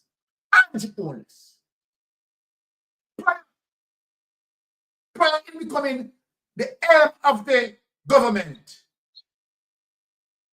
wanted to enrich himself at the back of Jamaican people. Yeah. Let me prove it as it relates to evidence. People need to understand the timeline of the crime when it comes to Andrew Holness. Before Andrew Holness, right, when in 2016, Andrew Holness involved in corruption. Andrew Holness was investigated before 2016. The first timeline of Andrew Holness' investigation was between 2006 to 2009. As it relates to Gavin, when he was in the Ministry of Education awarded several contracts to Gavin. So this was before Andrew Holness, right, became the Prime Minister. This was before. People have to realize in terms of what we're saying and the chronological sequence where Andrew Holness is coming. So that Andrew Holness know that, one, he was corrupted. One, he was under investigation from the Contractor General, not the Integrity Commission. People, let me explain this to you people. Before the Integrity Commission, right, exists, Andrew Holness had been investigated by the Contractor General, not the Integrity Commission. The Integrity Commission came in to be in 2017. People need to remind that and put that in their head. It is 2017 as it relates to Mark Golan crafting that. Coming in 2017, Andrew Holness had doing thing long time before that. So what people need to understand, that was the reason why Andrew Holness did not sign the code of conduct. Get it up, people. Get it down the head. Because Andrew Holness knew very well that he was under investigation by the Contractor General. So him signing the code of conduct, right, would now further dip him in the ditch. So then, what he tried to do was to make sure that him tried everything to get to the end. It's just that Jamaican people were not taking note of his actions. They were not taking note of his actions. All right, let me just answer, put this person on the line. All right, go ahead, my friend. You're on the line. Good night. Blessings. I'm here listening to you. Yes. Blessings. The man don't know what he's saying. But you must remember that he's a liar. And he's a liar. Okay. A liar, you know. A liar. When a liar take a case, you know, yes, and ask the person to tell him the truth, then him go around and spin it around and him tell a lie. I agree with that. So you don't expect better. Yes, true. That's it. That's Go ahead, I'm going back to the class. Blessings. You're perfectly right. You're perfectly right. He's perfectly right with that. No, so people need to understand that that was the significant reason why Andrew Holness never signed the code of conduct, right? And so then he knew that he was going to further his corruption, right? He knew that he was going to further his corruption. What Jamaica people had done had made a critical mistake. Jamaican people had created what we call a self-inflicted wound to the electorate by putting Andrew Holness into power. By putting Andrew Holness into power. Right? So Andrew Holness has not changed.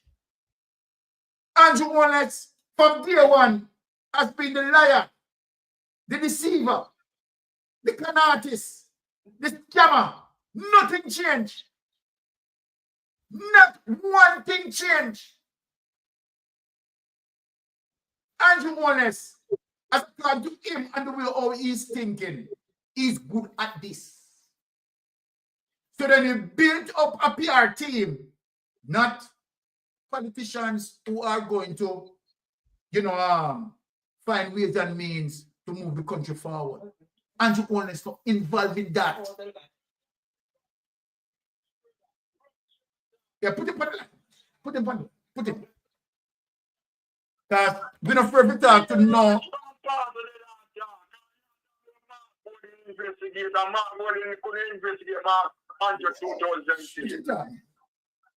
We give them, we believe in freedom of speech. Go ahead. Show us our intelligence. Okay, what are the rubbish that I'm talking? All right, hold on. Hold on now. Excuse me. You need to identify the rubbish that I talk about. What is the rubbish?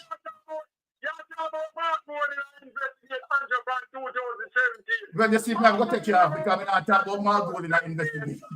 Some madness. Take him off. That's why the country can't better because people like these. You are listening to me. You can't get nowhere. People like these. I have never said Mark Golding investigating Andrew Holness from 2016. Sister madness that. This is how madness that people. We can't listen to that. Improve our prime tonight. You understand? Don't cancer eat out them brain. We never know about Golding are the contractor general. We never know about Golding. We never know about Golding. Start to investigate politician. That was Greg Christie. Greg Christie was the. But we can move on. We can move on. What you said, Pastor? Me try to. Greg Christie was the contractor general. Yeah, we try to facilitate him. Yeah, me try to facilitate him. Now, yeah, me try to facilitate him, but boy, him level of dunceness. Yeah, reach far below the core. So we can't go down so low. We have to let him go. You understand me? I said, trust me, hey. And them are people really, hey. People. Me give him that talk then. I want to show Jamaican people say them are people that support Andrew. Listen. These are the people that Andrew like. You understand me? I say, yes, man, dumps this one steroid. Now, authority. Right? Before me go any further, because what I want to show the evidence of the DPP. I mean, solid evidence of the DPP political biasness. So before we touch that, Pastor Ricky, do you have anything to say? Yeah, him say him come for talk to PMP, which is ludicrous foolishness. You're standing before JLP supporters and you're talking to the party and in a constituents that the court just struck down their unlawful, unconstitutional move to make Portmore into a 15th parish. What I thought he would have come and tell everybody is that where is the 2 firearms that he had that was stolen, and claim was stolen from his house. What I think he would have come talk about is his son-in-law who was a criminal and was dating his daughter. That is it possible that your son-in-law was able to have access to the guns? Did the JCF ever recover those firearms? Was any ballistic tests show that those guns were involved in any unaliving anybody in Jamaica? If so, the blood will be on your shoulder because you should have kept those 2 firearms secure.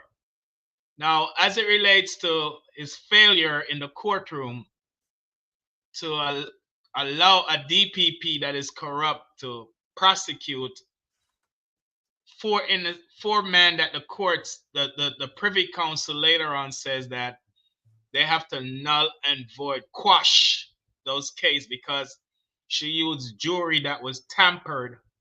Yet he was part of that case, but he never objected to that.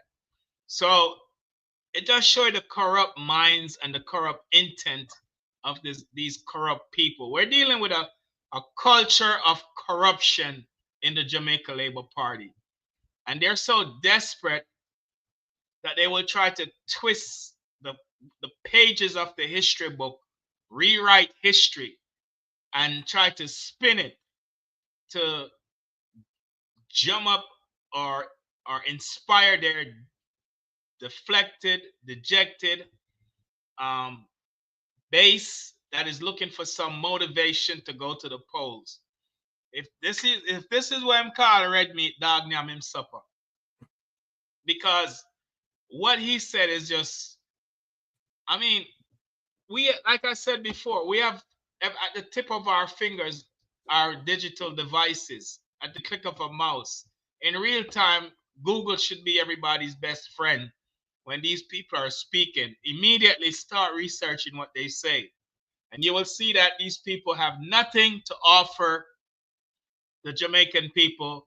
Why is it that they need another term in government?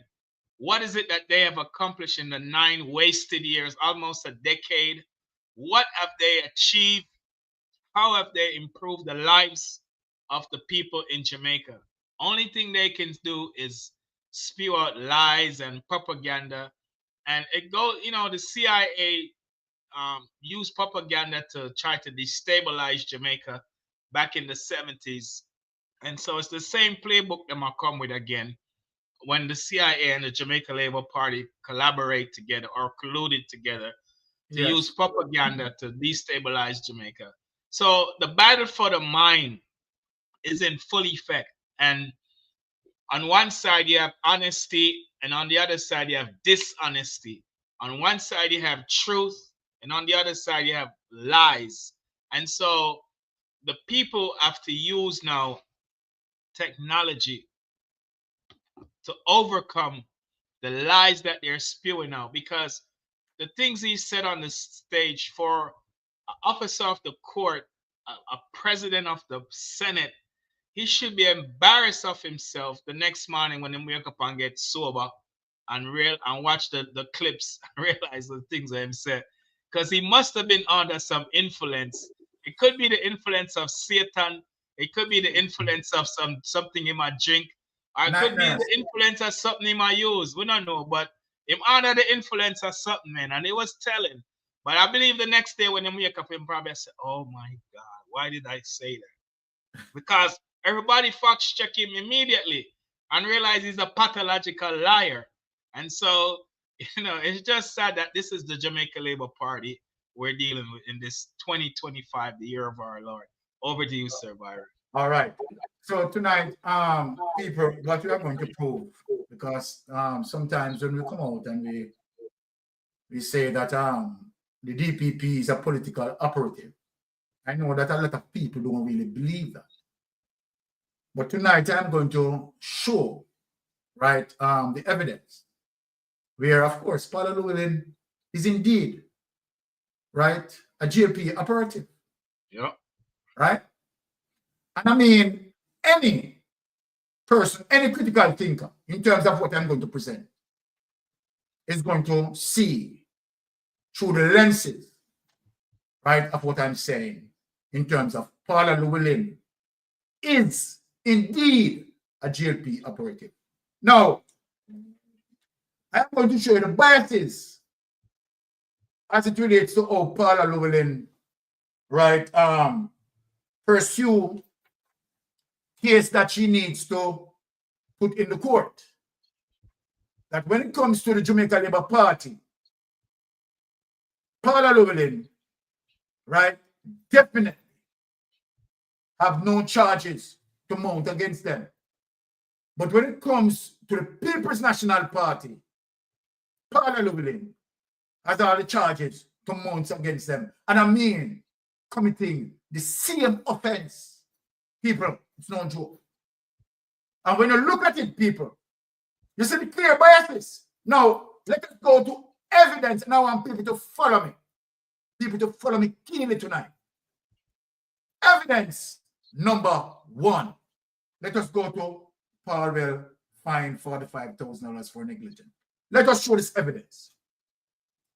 This is evidence number 1 as it relates to Paula Llewellyn, right? Charge Powell. Powell fined $45,000 for negligent loss of licensed firearm. People wanted to read. This is no joke. Member of Parliament MP for East Kingston and Port Royal, Philip Powell, was on Wednesday fined $45,000 or 3 months behind bars for losing a licensed firearm through negligence. The sentence was imposed after Powell pleaded guilty to the charge during his appearance in the Kingston and St. Andrew Parish Court. The charge was laid by the police and the People's National Party politician following the theft of his licensed firearm in July of this year. According to reports, the parliamentarian said he was heading home on a date in July when he made an emergency stop in Old Pasture, St. Andrew. After returning to his vehicle, a window to the unit was reportedly found smashed, and a bag containing a pouch with the firearm was gone. Parwell, in an interview with a local media house last month, said the situation was not one of negligence, as he was dealing with an emergency at the time the firearm was stolen. At the same time, he said he found it odd that the police had taken such a long time to announce that he would be charged. He said he reported the weapon being stolen the day after the vehicle window smashing incident. On November 14, Director of, here it is, people, on November 14, Director of Public Prosecution, DPP, Paula Llewellyn, in a statement outlined the chronological order of events leading to her office's ruling that a charge be laid against Parwell. Evidence number 1. Take that away. Let us go to evidence number 2. I am showing the entire world this. The biasness, the political biasness of Paula Llewellyn. Let us bring up another People's National Party person who Paula Llewellyn charged. We are showing the evidence. We are showing clear evidence that no one can say that, okay, Byron is, extreme, and Byron is, Byron don't like Paula Llewellyn, so Byron is saying anything. Byron is speaking about the evidence.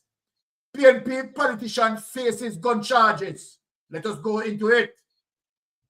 Businessman and politician Patrick Roberts has been charged with breaching the Firearm Act.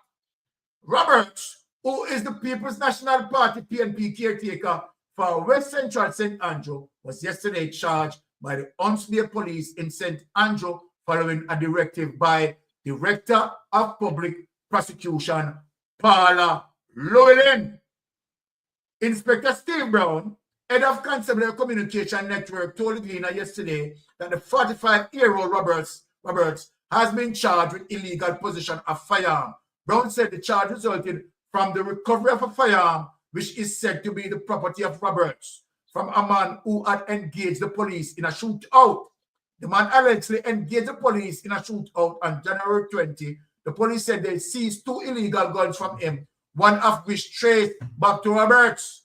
The police interviewed Roberts on March 30, at which time he said he was not aware that the gun was missing. A file was subsequently sent to the DPP, who ruled that Roberts being charged for breaching of the Firearm Act. This is evidence number 2. Take it away.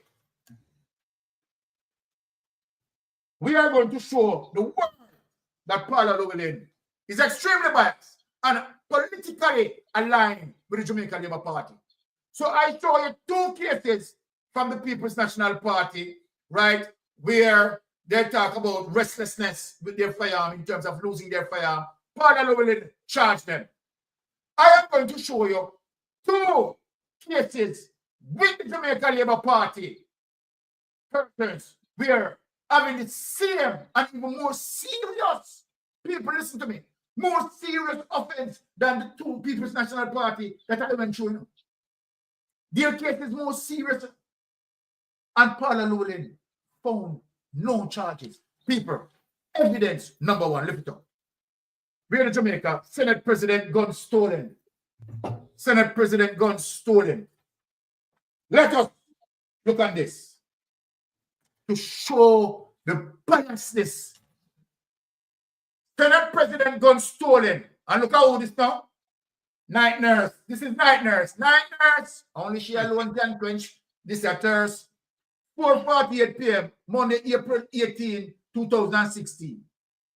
Detective assigned to St. Andrew North Police Division have launched a probe into the theft of 2 guns from the home of Tom Tavares Finson, President of the Senate. And a 1 gun him losing a people. A 2 guns him losing a. And a 1 gun him losing a. 2 gun him losing a. Assistant Commissioner Ilan Powell, head of the Criminal Investigation Branch, confirmed that the incident took place between midnight at 3 o'clock Saturday morning. According to police reports, thieves broke into Senator Tavares Finson residence and stole 2 and gun. Now, right here, so let me ask, Tom Tavares, how did you keep your guns? Because the FLA rules tell us that you need to lock them into a safe, you know. So then, how was that time to, based on what you are reading here, that gunman broke into your house and took those 2 guns when those 2 guns were supposed to lock in the safe? Who give them the code for the safe? Or who give them the key for the safe? And that means they ask to Tom Tavares. You are a King Council lawyer when Mystic Sensation is asking you a question. Right? At the time the gun's missing, were those guns safely locked away in a safe, or they put down careless inside their house? And if you put down careless inside their house where anyone can reach it, it simply means it is a breach of FLA law.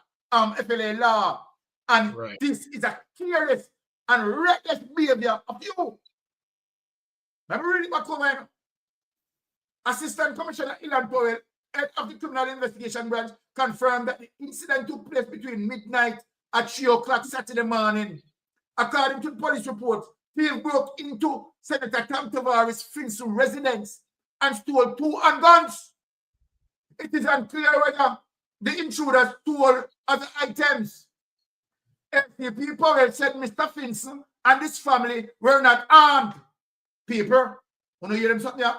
When contacted, Senator Tom Tavares, Finson referred RJR News to the police. Now, when you look now, you know, see that, people? No charges. Father Llewellyn, no charges for the senator, you know, where the senator case is worse than the previous 2 cases. Let me read out it. I see the people. No charges. Father Llewellyn no charges for Tom Tavares Finson, you know. So we want to ask Father Llewellyn, is this fair and balanced in terms of your judgment? Why didn't you recommend charges for Tom Tavares? Take that away. I could go down in any more juggling. We're not done yet. So at 2 gun, him losing. Let us bring up another case to show the world the type of DPP what we have, and this is the type of DPP want to deal with the SSL case. We don't show Jamaican people the evidence. You know. Look on the next case now, people. Montague missing guns. Let us bring it up. Let us Jamaican people see how Father Llewellyn, you understand, is operating in the DPP's office and claim that she's not biased. Cops still searching for Montague missing gun. Even up until 2025, cops still a search. Not one gun, you know. Missing guns, plurality. Missing guns, plural. Now, I can read that. Police are still searching for 2 guns that belong to National Security Minister Robert Montague, which went missing in St. Mary just under 3 years ago. People, the man of the, what I know? The man of the Minister of National Security. At the time, Robert Montague is the Minister of National Security. Him more than anybody else being the Minister of National Security should exercise our safety mechanism. You know? And the Minister of National Security, listen, I'm going to read on people. The guns have not been linked to any crime on the island. But Ilan Powell, Assistant Commissioner of Police, who heads the Criminal Investigation Branch, CIB, said it is important that they be taken off the streets. There are still efforts to find these firearms, and so the matter remains open. Powell said, in 2013, 4 guns were stolen from a safe in St. Mary. Want to hear that, people? These 2 cases are more serious than the previous 2 cases that we have gone through. You know? 2 of the guns belong to Najub Habaram, and the other 2 to Montague. 4 guns missing yesterday. So between Montague and Tam Tavares, 6 guns, 6 guns, Even more curious than the other 2, watch around. We are always going to keep the investigation open. And even right now, 2025, the investigation is still open in the people. It will remain open until at least we have found them. And even until after they have been found, Paul Tony Star guns account for the vast majority of the 1,207 murders committed in Jamaica last year. Paul said that the investigation thus far have revealed that the guns were properly secured. So then if the guns were properly secured, how them gone? Exactly. No, if the guns were properly secured, how them gone? And let me ask a question, so because you're not doing nothing. If the guns were properly secured, meaning that they were put into a safe, how did these men get the code for the safe? Or, if you don't have any code, how did these men get the key for the safe? Who only put yourself in trouble in terms of what I'm saying. Because no defense make no sense when Mystic Sensation a question. A file was prepared in this matter and submitted to the Director of Public Prosecution, who ruled that no criminal charges be laid against Right Arbor or Montague. Who hear that people? Let me read it back over. A file was prepared in the people in this matter and submitted to the Director of Public Prosecution, who ruled that no criminal charges be laid against Harbour or Montague. This ruling was received in September 1, 2014. Paul said, take it away. Take that away. So who can come run out for Mystic Sensation when Mystic Sensation is a part of Lowell? It's a political operative. And part of Lowell must have under the SSL case. At all. Because our only objective is to let go Gene and Pantan. Because Gene and Pantan must have taken the stand. You understand? To also bring Andrew Holness in the limelight, to bring Mark Croskery in the limelight, and you Croskery in the limelight. It is Paula Llewellyn who sits on the Crawl report and don't want the public to see the Crawl report. So let me go to you now, Pastor Ricky. Based on the evidence that I had presented, am I right when I say Paula is political bias, is a GLP operative? Your turn. Yeah, absolutely. 100% correct. I mean, her prosecution rate, and the ratio of her prosecuting political alignment to the GLP party is very poor, and her prosecution rate to non-GLP members, including ghetto youths, is high. And so it reveals that we have a systematic problem with her, that the corruption, the kickbacks, the political alignment has ruined her tenure. And history will show that history would judge her very poorly. And this is why they advocate for her so desperately to bring her back when the court ruled that her tenure was null and void in 2023, September. And so we see how they rush to file an appeal and rush to fight to get her back because she's one of the guardian against prosecution for members of the Jamaica Labour Party and government. And so, it's a crying shame that she does not respect the rule of law nor the Constitution, but what she's doing is a violation and a breach of the rule of law and code of conduct. I mean, losing 2 firearms as the president's Senate, that's a breach of the FLA rules and regulations, because there's no way someone can break in your house between midnight and 3 a.m. when you're sleeping. Or if you weren't there, okay, let's say you weren't there, the benefit of the doubt. Those two firearms should have been secure in a safe according to the rules. Whether it's a combination safe or a lock, with a key safe, it should be so secure that whoever took it will not have access to it.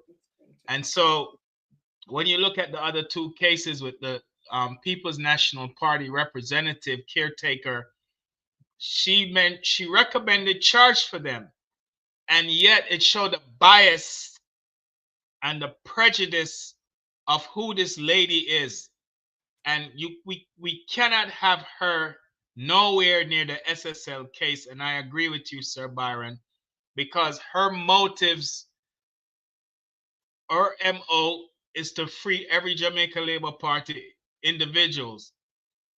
And we know that the SSL saga scandal, the greatest heist in Jamaica's history, the mother of all scandal, involves the prime minister, who took out an account, or joined SSL, I should say, in 2008. And we have no proof of him depositing money into SSL, but we have evidence that shows that SSL set up a bank account for the prime minister to his company, offshore shell company ADMAT in St. Lucia. And so the offshore company ADMAT in St. Lucia, the prime minister is the sole director of that company, nobody else. So it tells us that this should have been even looked into by the DPP if she was doing her job. But because she's political aligned and because she's corrupt, she turned her face the other way to allow them to continue. As it relates to the chairman, Montague, Bobby Montague of their party, a total of 4 guns missing between him and him friends. I mean, Crazy. give me a break, man. I mean, this is a serious thing. With Jamaica is such a high crime rate country that even the report came out last year that said Jamaica ranked number 2 behind Haiti as it relates in the Western Hemisphere. The United States government said Jamaica has extremely high crime and violence in the country. And yet you have a member of the government that losing, between him and his friend, 4 firearms. The president Senate 2 firearms, a total of 6. And there is no trace. All they're saying is that the investigation continues, but there's no updates, no progress, report as it relates to what are the latest findings, what are the latest outcomes of this case. So they just say that to sweep it under the rug, to give them a free pass, a get out of jail free pass. They should have been held accountable, in terms of imprisonment or a fine, the Senate president and Robert Montague and his friend. But you see the bias, them run out upon Dwayne Vaz, who forgot to pay his fees for filing his statutory declarations late. Them run out upon Mikhail Phillips, the same thing. He did not, neither one of them is involved in any type of enrichment of illicit enrichment, but they just had to pay a fee and they didn't pay it on time. And they were recommended to the parliament, a report to charge them. And so they had to go to court. But yet, when it comes to the Jamaica Labour Party, this is why they're so afraid of Mr. Lawrence now, who's the acting DCP in the Integrity Commission. So it just shows you how corrupt this DPP is. And thank God she only has 5 months left. September, when her 65th birthday comes around, that the extension requires that she should get 5 years when she become age 60. That was in 2020. So the 5-year ends September this year. So, good riddance to her.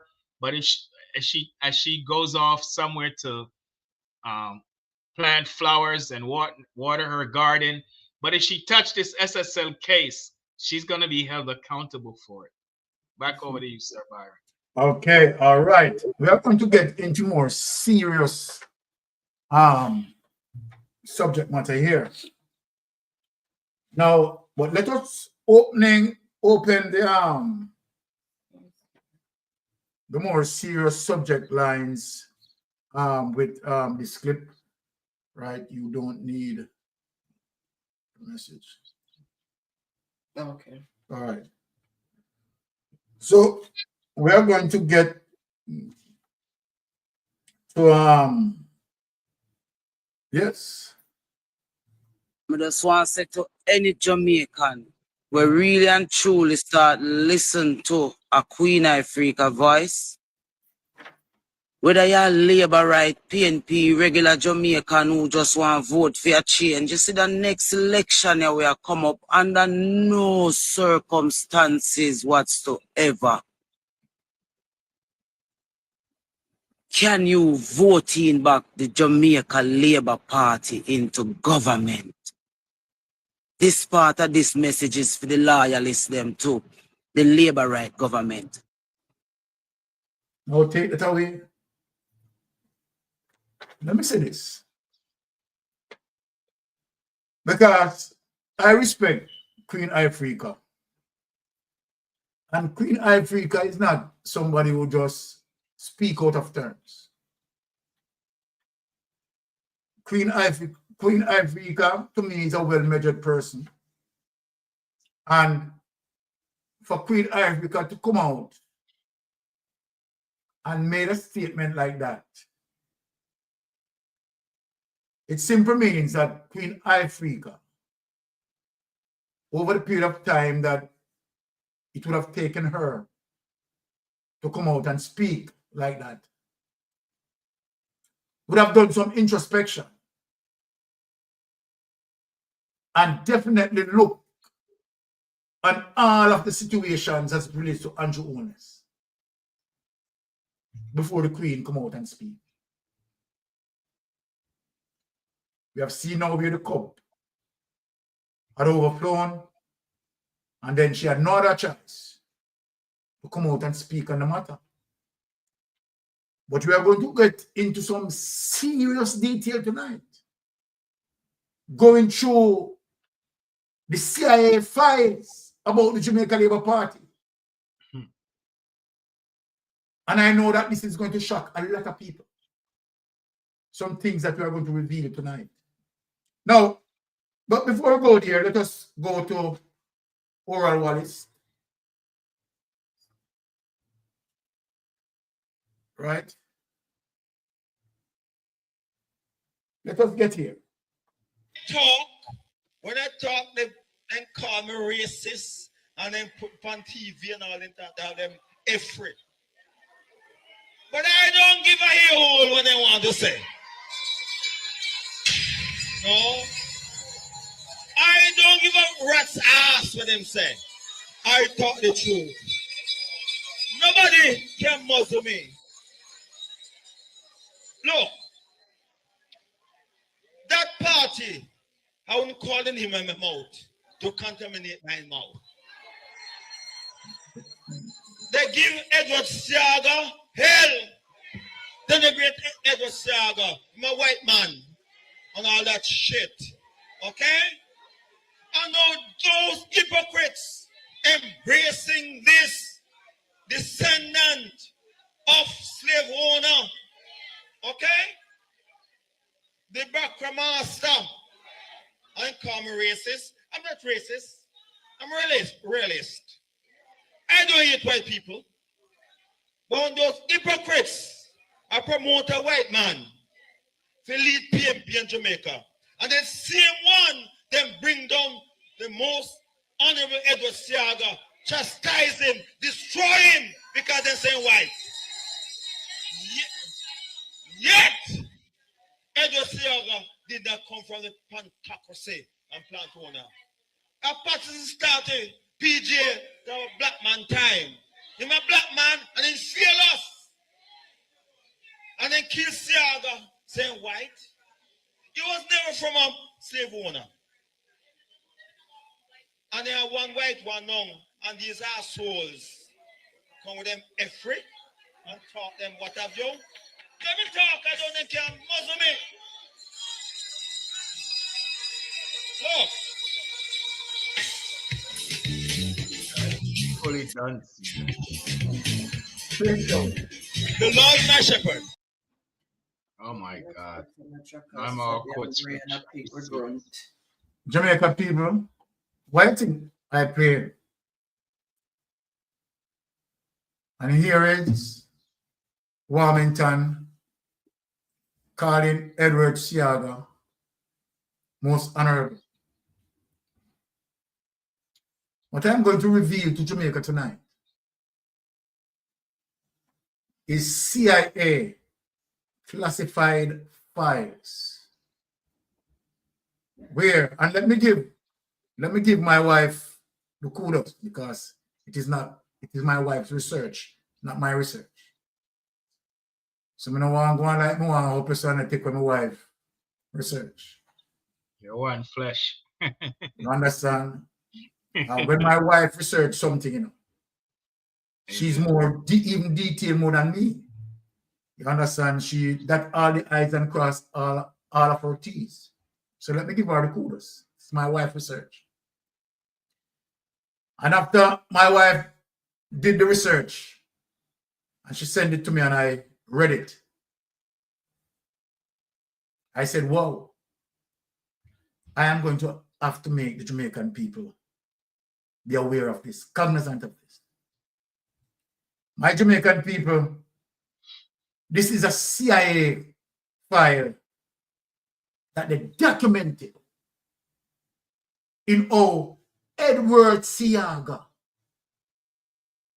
worked with the CIA to destabilize Jamaica, to seek political mileage. Sad.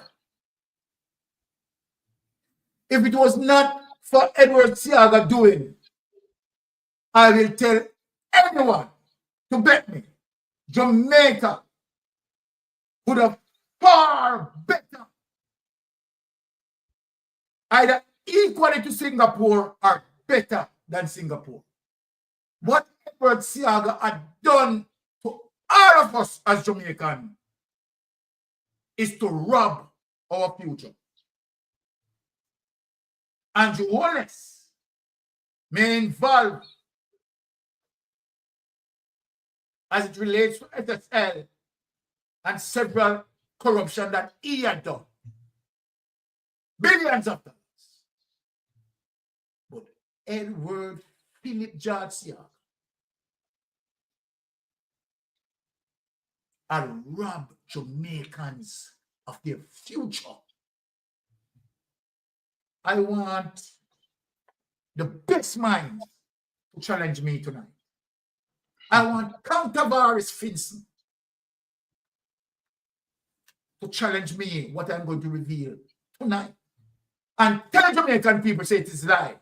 And what I want Countervaris to do is to bring out documents to disrepute this.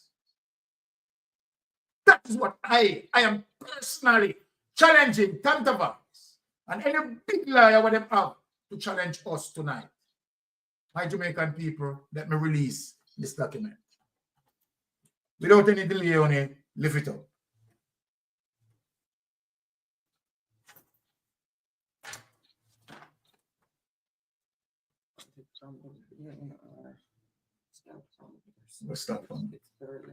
It's very lengthy, people. I want you to bear with me because Jamaica need to understand this.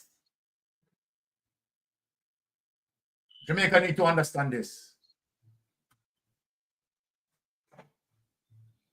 Right? Jamaica, just be some patience with me tonight, please.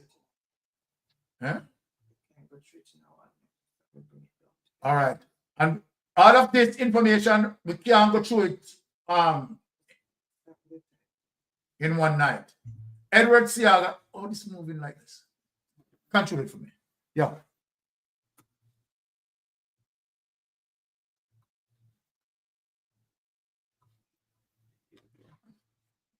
One second, let me just get. We are coming up because we want people to see it. We want people to see the evidence.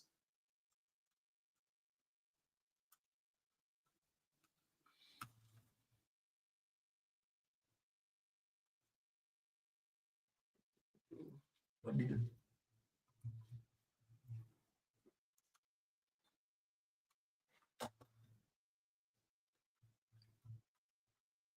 Hold on. You want to kick out item and resend it? But them know some men go touch a document tonight. Close it and reopen it. We want them to see it tonight. People need to stay away from the Jamaica Labour Party. Right? People need to stay away, my Jamaican people. If you know what's good for you, stay away from the Jamaica Labour Party in terms of the document that we'll be revealing tonight.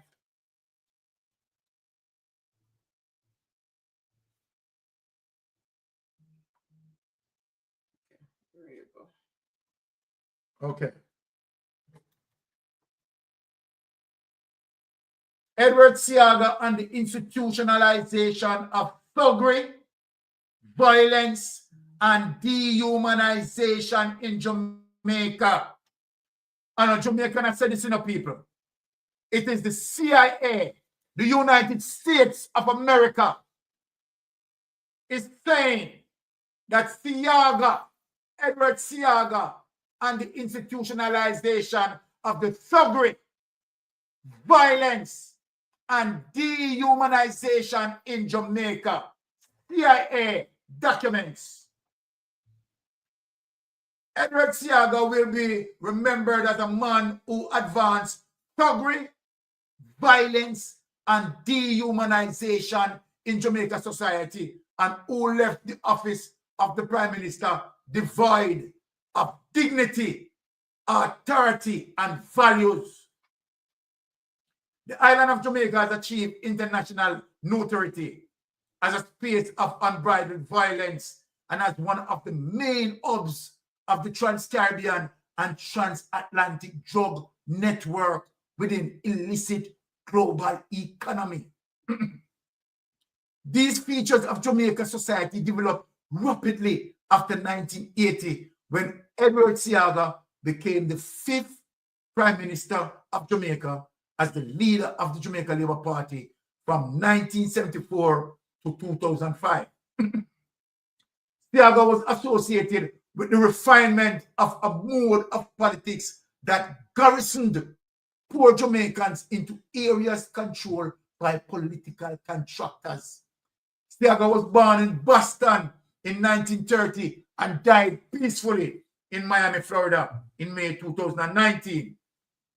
In the ensuing 89 years, his insecurity as to the identity and his wish to be accepted as a part of the Jamaican ruling oligarchy sent him into a career to be an expert on Jamaicans of African descent.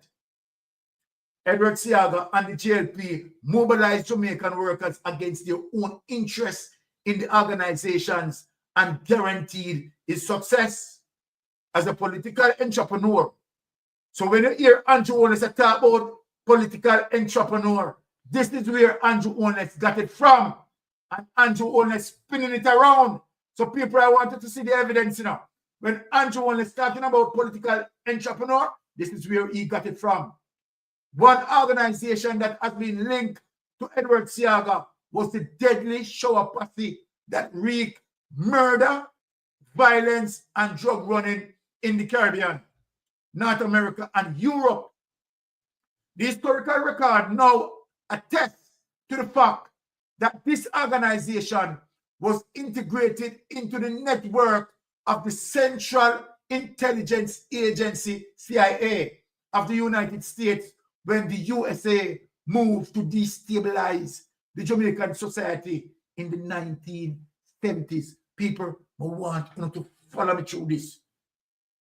Elements from these same networks were to later name Seaga as involving drugs in congressional hearings and in court cases in the United States.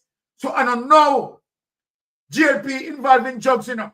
So you see them heap of drugs at the trope on the island. You understand? I don't know GLP involved. Names such as Lester Cole, also known as Jim Brown, Claude Massop, Vivian Blake, Cecil Connor, also known as Charles Littlenut Miller, and Christopher Douglas Coke are forever etched into the political history of thuggery, violence, money laundering, and drugs in Jamaica society. Edward Seaga was dependent on these gunmen within the polity and in the process undermined the office of the Prime Minister and left this position in Jamaica devoid of dignity, authority, and values. People come want to listen.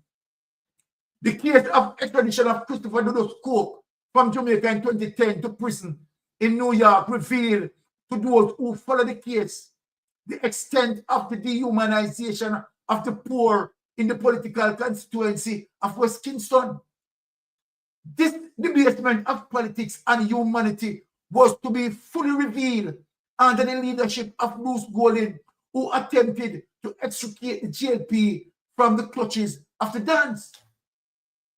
The killing of over 70 Jamaicans in Tivoli Gardens, neighborhood in Kingston, in 2010, exposed the level of dehumanization that had overtaken Jamaican society when Prime Minister Golding ordered the army to kill innocent civilians who defended Christopher Coke. People don't listen.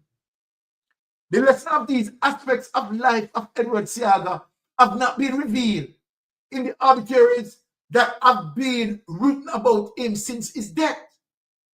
Most of these obituaries downplayed the extent of the CIA, the Cold War, and the cocaine triangle in Jamaica under Edward Seaga.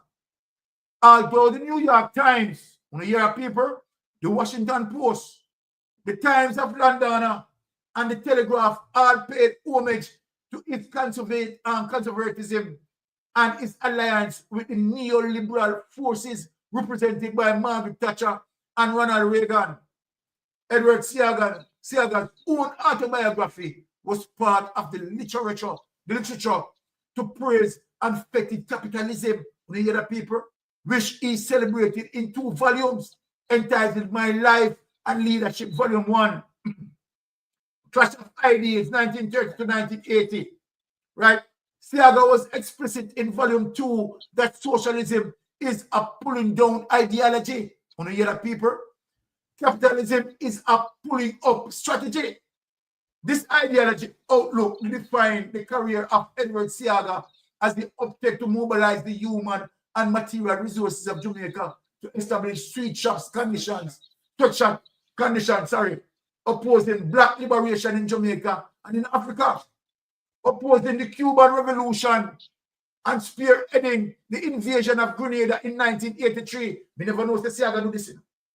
Conscious of the importance of history, Seaga had attempted to distort the historical record of the collusion between the Jamaican oligarchs and the Reagan administration in the invasion of Grenada in his pamphlet entitled Grenada Intervention. The Inside Story 2009. Such was trepidation of Edward Seaga among some Caribbean intellectuals that this relationship in the Shower Posse killings have only been fully revealed in unpublished doctoral dissertations in the book Born for Dead and in fictional work by Marlon James. At this time of his death, Edward Seaga had become marginalized in his own party by young black professionals who wanted to rise above the dehumanization traditions of garrison politics. He had taken refuge into academia, becoming a fellow of the University of the West Indies. But now the road has been cleared for a full analysis of the role of Edward Seaga and its link in the politics of Jamaica and the Caribbean. This is urgent to reclaim the dignity and humanity of those who were dehumanized by the political tradition of Edward Seaga in the Caribbean, Mighty God. On a real background. Yeah. Read. Yeah. Let my wife take over and read. The link to the article, guys, is in the chat, so you can go through it in its entirety. This is just a background history of him coming up. I just want to go to. So okay, this is where I want you to go, because this is it. Why I did this, because of what Vegas had come out and said about PNP marrying food in the 90s. The foolishness what Vegas said. Okay, so this is going to reveal a lot of things against what Vegas said. So you're okay. Yeah. I just want to make sure I'm at the right part. So Edward Seaga, the anti-communist champion. During the era of the 70s, the anti-colonial struggles had intensified after defeat of the U.S. military forces in Vietnam in 1975. In the same year, the Angolan forces, with the support of Cuban internationalists, defeated the South African apartheid army in Angola. Poor Jamaicans had followed these battles, and many reggae artists used songs to mobilize the people to support African liberation. The government of the USA labeled the Jamaican support for liberation as hostile. In December 1975, the Secretary of State of the USA, Henry Kissinger, visited Jamaica. In his meetings with Prime Minister Michael Manley, Kissinger warned Jamaica to limit its support for the Cubans in Angola and diminish its relations with Cuba. Kissinger held out the promise of US $100 million for the Jamaican economy if Manley agreed to distance Jamaica from the non-aligned movement from African liberation and from Cuba. When the Prime Minister of Jamaica disagreed, there was a new thrust to destabilize Jamaica, and Edward Seaga offered himself as an instrument for the CIA destabilization of Jamaica. The experience of the Jamaican society became another textbook case of how the CIA destabilized societies. Using some of the same tactics that had been deployed in the overthrow of the Salvador Allende government in Chile in 1973, the CIA mobilized its resources to undermine the PNP government. The 6 key mechanisms that they used were covert financial support for the opposition, extensive labor unrest, covert shipment of arms and other equipment to opposition forces, economic destabilization, mobilization of the middle class into CIA-created anti-government organizations to carry out well-publicized demonstration, and 6, infiltration of security services and armed forces to turn against the government. All of these elements were expanded in Jamaica. There were 3 attempts on the life of Michael Manley as the Prime Minister. The unexplained presence of M16 rifles, submachine guns, as well as sophisticated communications equipment also caused alarm, for the paltry Jamaican security forces were simply unable to cope with the violence. No section of the population escaped the new violence, and the reggae artist Bob Marley was shot at his home in Hope Road prior to a free reggae concert in Kingston in December 1976. A decade later, in September 1987, Peter Touch was to lose his life when gunmen invaded his home to send him to the land of the ancestors. Despite escalation of violence, the PNP defeated Edward Seaga and the JP in 1976 general elections. It was the election with the highest voter turnout in the history of Jamaica. Over 86% of the electorate participated. The PNP won the election with 57% of the vote, but this victory only stimulated the CIA to intensify its campaign of destabilization, supporting the International Monetary Fund to undermine the economy, using propaganda to scare citizens and intensifying violence on the street.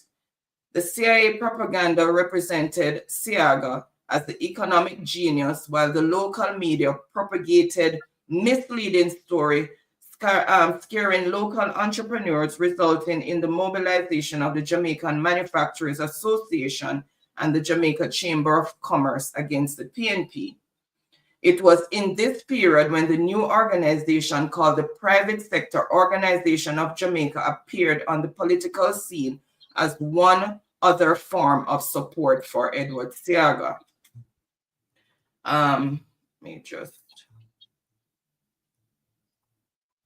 Sorry, I'm just gonna go down. There's a lot.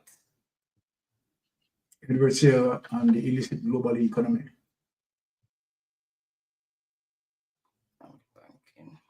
You don't think that is important? You can read it. It's the lengthy bar, and you're not going to be able to go through it and see about the shower pussy.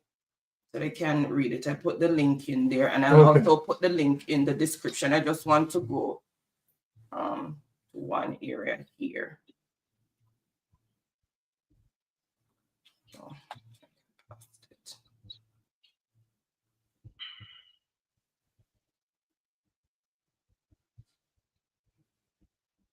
Go read this code. Just read this code down.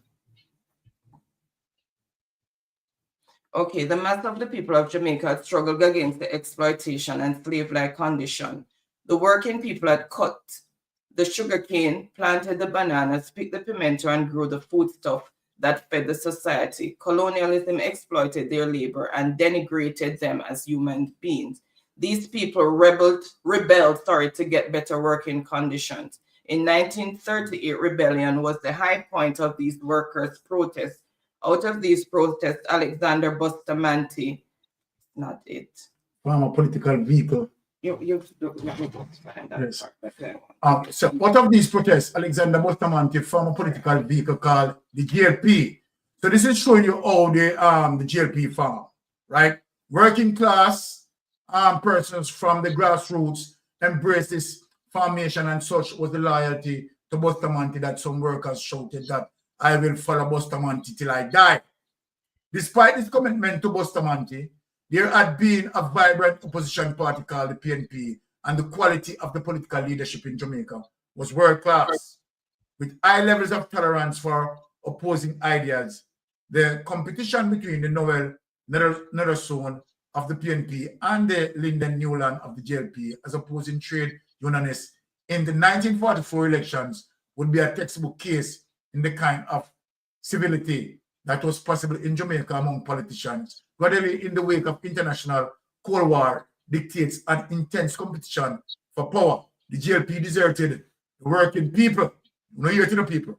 The GLP deserted the working people. However, the full departure from the demands of the working people came when the GLP came under the control of Edward Seaga. The debasement of the working people was on two fronts. Now listen now, people. The first was the establishment of sweatshop conditions to erode the gains of the workers after 1938. When you hear that, people, Seaga boasted of his ability to attract foreign capital to exploit non-union labor. This foreign capital was integrated into narco banking, scamming, and murder are the two legacies of the Seaga energy in establishing the Caribbean Basin Initiative. The second debasement was the escalation of gun violence and the development of garrison communities. Unemployment and the use of thugs acted as coercive force that was more rigorous than simply state violence.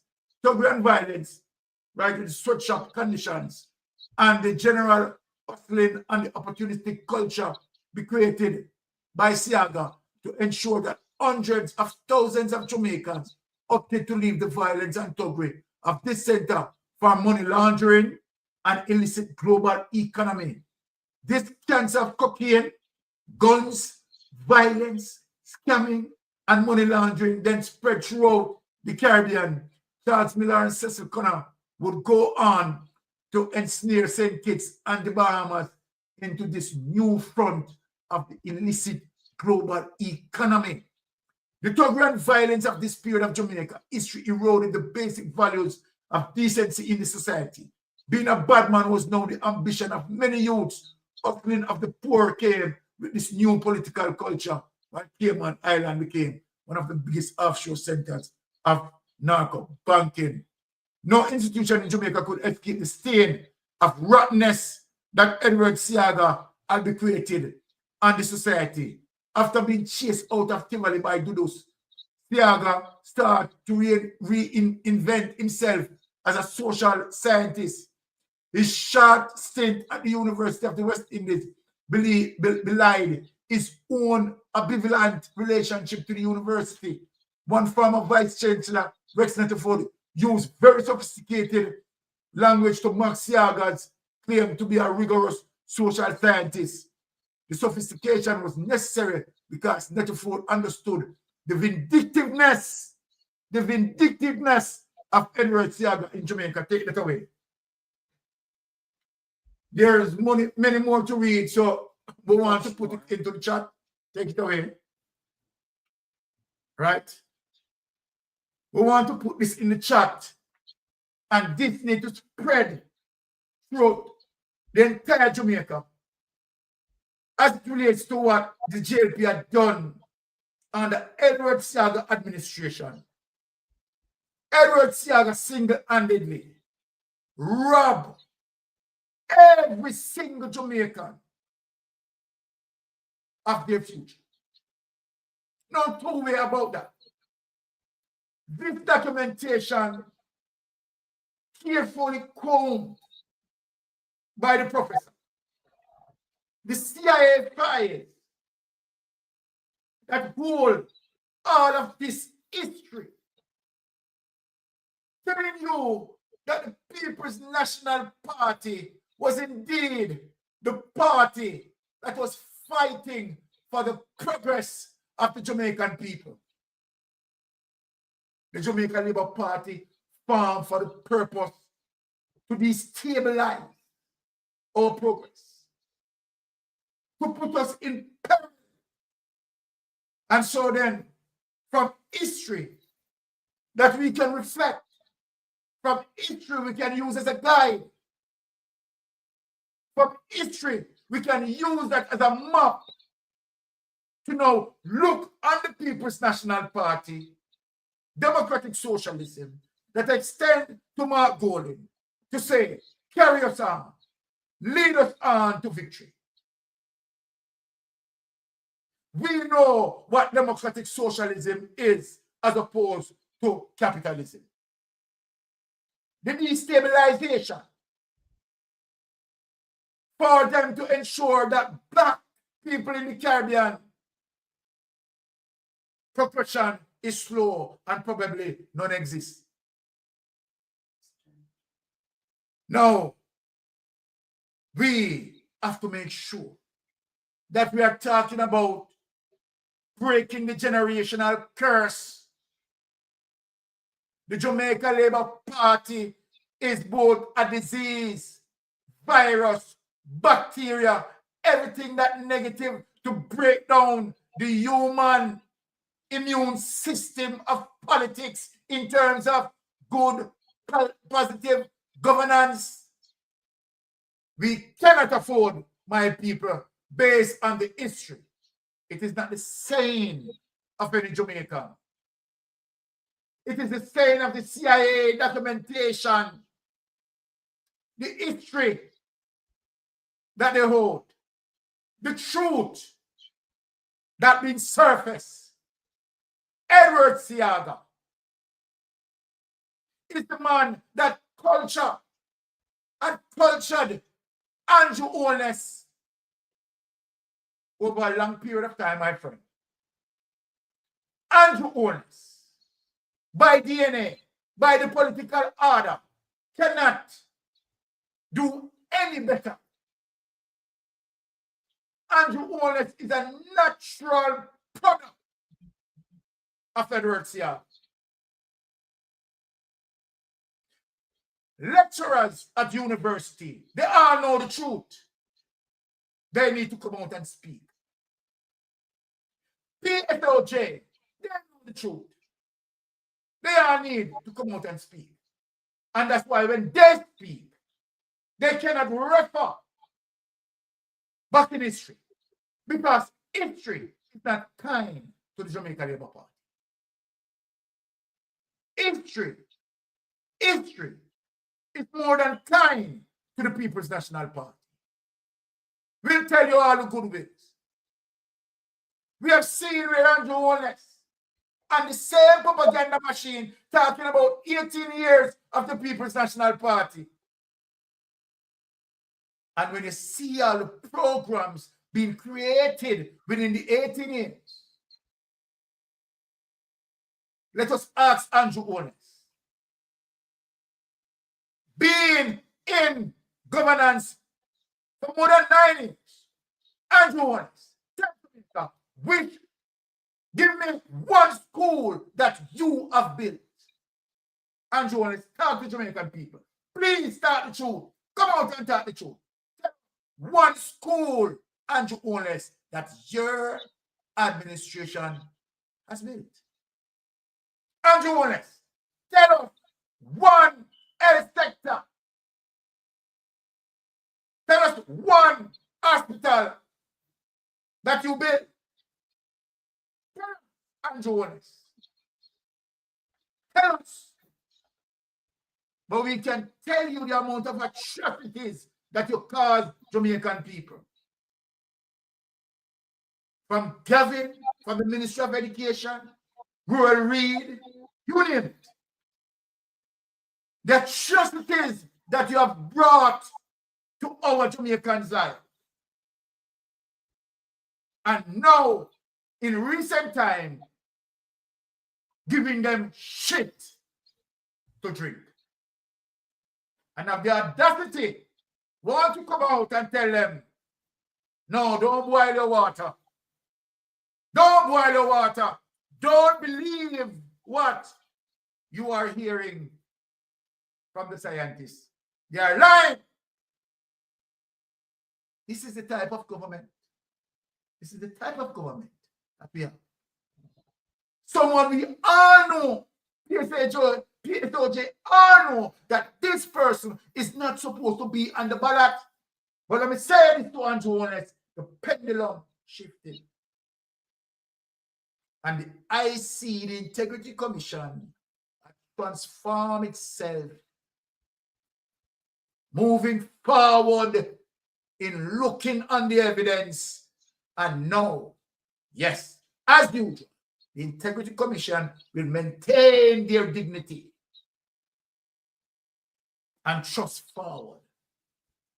Your corrupted government will not be able to stop them.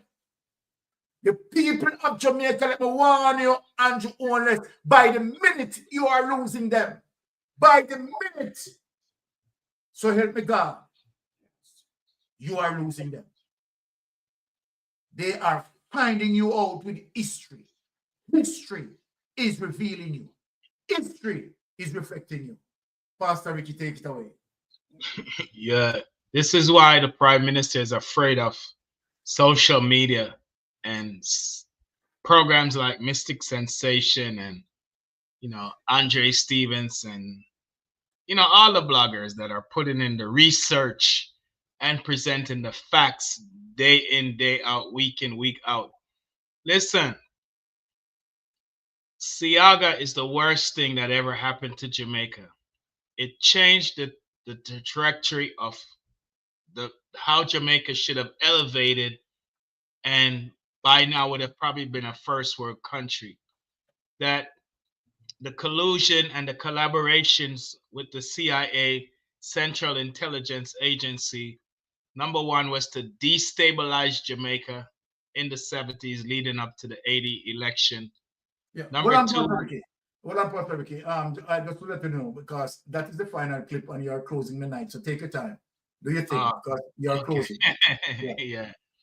And to promote violence, bringing in weapons to unalive thousands of Jamaican lives, and to make the economy scream by withholding bank loans from the Jamaican government, Michael Manley at the time, to create prosperity and wealth for Jamaica.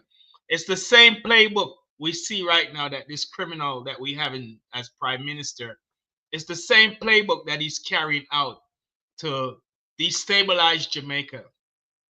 When we see him use death squads to unalive innocent youths, unarmed youths that are no threats to the Jamaica Constabulary Force. We have videos, tons of videos, where instead of them arresting people and bringing them before the court, they unalive them and lie in their report to say it was a shootout, trying to create some kind of flare up so that people will be angry and respond, and maybe an uprising or a civil war, so he can suppress the people and cause, giving them opportunity to postpone the elections. When we see how he has wrecked the economy, just like the policies of Seaga wrecked the economy. And when Seaga came in and closed down all the factories, as you said, Sir Byron, Seaga did build no schools, no institutions for education and development of the people's skills. And we see the same thing under this criminal that we have as prime minister. He has not built one school in the 9 wasted years, almost a decade in Jamaica. He neglect the roads, the infrastructure, the bridges. I mean, by him taking away the road funds that Mama P set up in 2015 for maintaining the roads, by him putting it in the consolidation funds, so that and stop repairing roads and infrastructure and bridges. Now we see bridges like the Troy Bridge has collapsed since 2021. The Craig Mill Bridge last year collapsed and it hasn't been fixed. So many other bridges in Jamaica, sinkholes, potholes everywhere. And he has neglect. When you see them take out the pipes and the pumps so that people can't afford to have running water into their homes, and what they're doing is to truck in waters, and by using their own trucks that they give themselves contracts for, and their cronies contracts for, and create a fake drought to help demolish agriculture in 2023 and 2024. And so when you look at the destabilization of what they're doing to Jamaica right now, even the water is contaminated. It's part of the same playbook with Seaga. They don't care nothing about you. You read something that got my attention, which I didn't know till tonight. When you read the part where he says that Seaga was against black movement, black people being having their independence as a nation.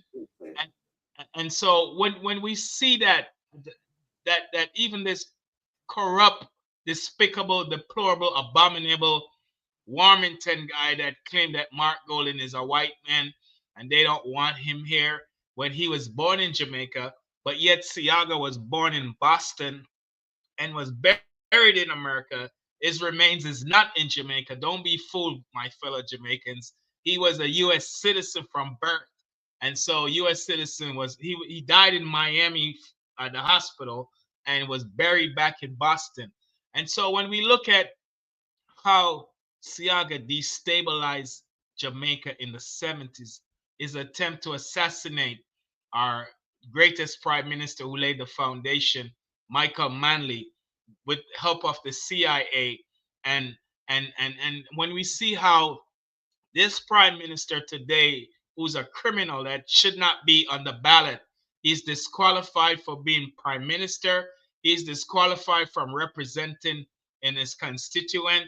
He's just disqualified from even going into Gordon House and Jamaica House, period. And so when we look at, it's the same playbook that he's rolling out even in this time that we're living in 2025. And so they can't dispute document evidence, video evidence. What you just showed right now, even though it's so much, it's a chronological detail of how Edward Seaga was a menace. He's what we should call a terrorist, even though he's sleeping in his grave in Jamaica. The way how they tried to destroy Jamaica, and it's the same thing. This idiot will have in a prime minister. Mama said this. Listen, I respect the office of the prime minister. I've always have, but don't respect the criminal I will have in as in the office of the prime minister. He should be in prison and will be the first prime minister to go to prison. So finally, the playbook to destabilize Jamaica, the playbook to ruin the economy, the playbook to ruin agriculture, the playbook to suppress the freedoms and liberties and rights of Black Jamaicans, the playbook of imprisonment and unaliving the youth them, the playbook of not building any institution to empower and to equip Jamaicans all over Jamaica is the same playbook you might work off for right now. The playbook of propagandas and lies and deception is the same playbook in my work off for right now. The only thing is him take it to another level that we have never seen before. And that's making him a dangerous person. He's a threat to he's what we would call an enemy of the state of Jamaica and a threat to democracy in Jamaica. Right. He doesn't believe in democracy. He's a capitalist. And as you read in the document, capitalists are about wealth and riches. And that's what his goal and objectives were even before he became prime minister. Remember, I'm come out of college in 1994 and then went for work 2 years with Seaga, sitting at Seaga feet, learning criminality and corruption. And so that prepared him for who he is today. Back over to you, Sir Byron.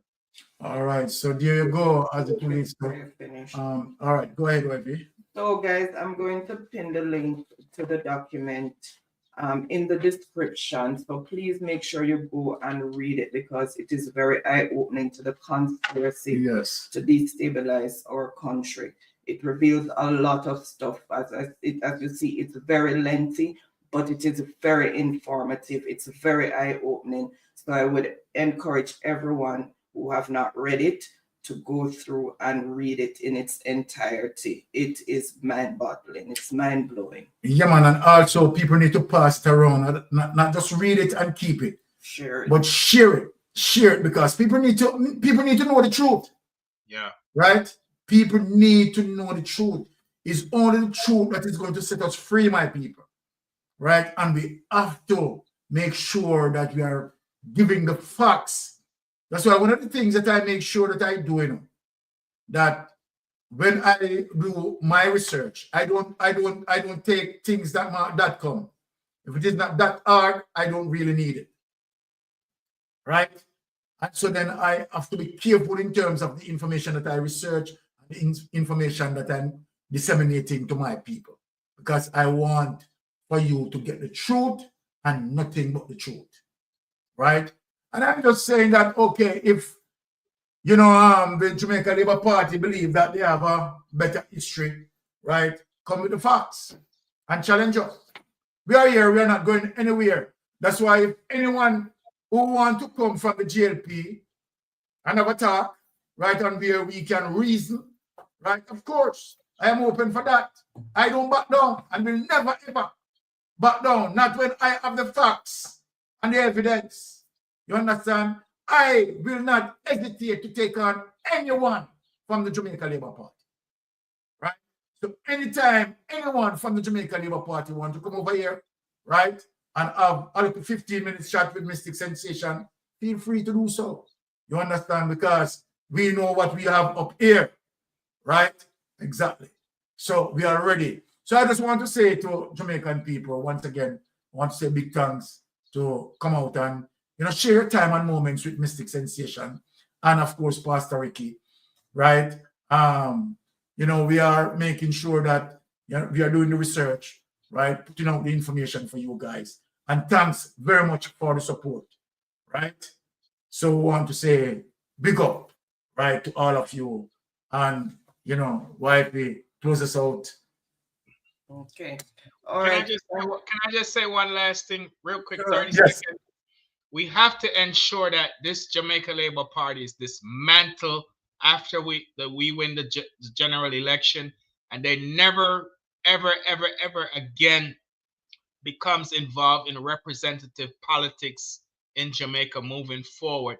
This is a criminal organization, according to the CIA, on classified documents. Yes. I've been saying it for a long time, you know.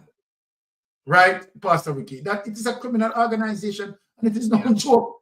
You understand? I don't think that somehow I sort of believe that some people might believe that I'm just exaggerating. The Jamaica Labour Party is a criminal network. Yeah. What we have as a government today is a set of criminals that we let loose. Yeah. It's a set of criminals They're not that we let loose. Yeah. And that is what we have. It's a rogue government. Yeah. It's a kleptocratic government. They are criminals. Don't worry about that. Drug trafficking, money laundering, gun trafficking, all kind of trafficking, human trafficking, criminals. All right. So people, I am out. Blessings. Blessings. Yeah, man. Blessed. Thank you, Lady Henry. All right, Pastor Ricky. Stay blessed and safe travel on the gravel until Friday. Bless up. And guys, remember to keep Mr. Rattigan in your prayers. Yeah, yes. And pray for a speedy recovery for him. Amen. Thank you. Good night, everybody. Good night. Blessings.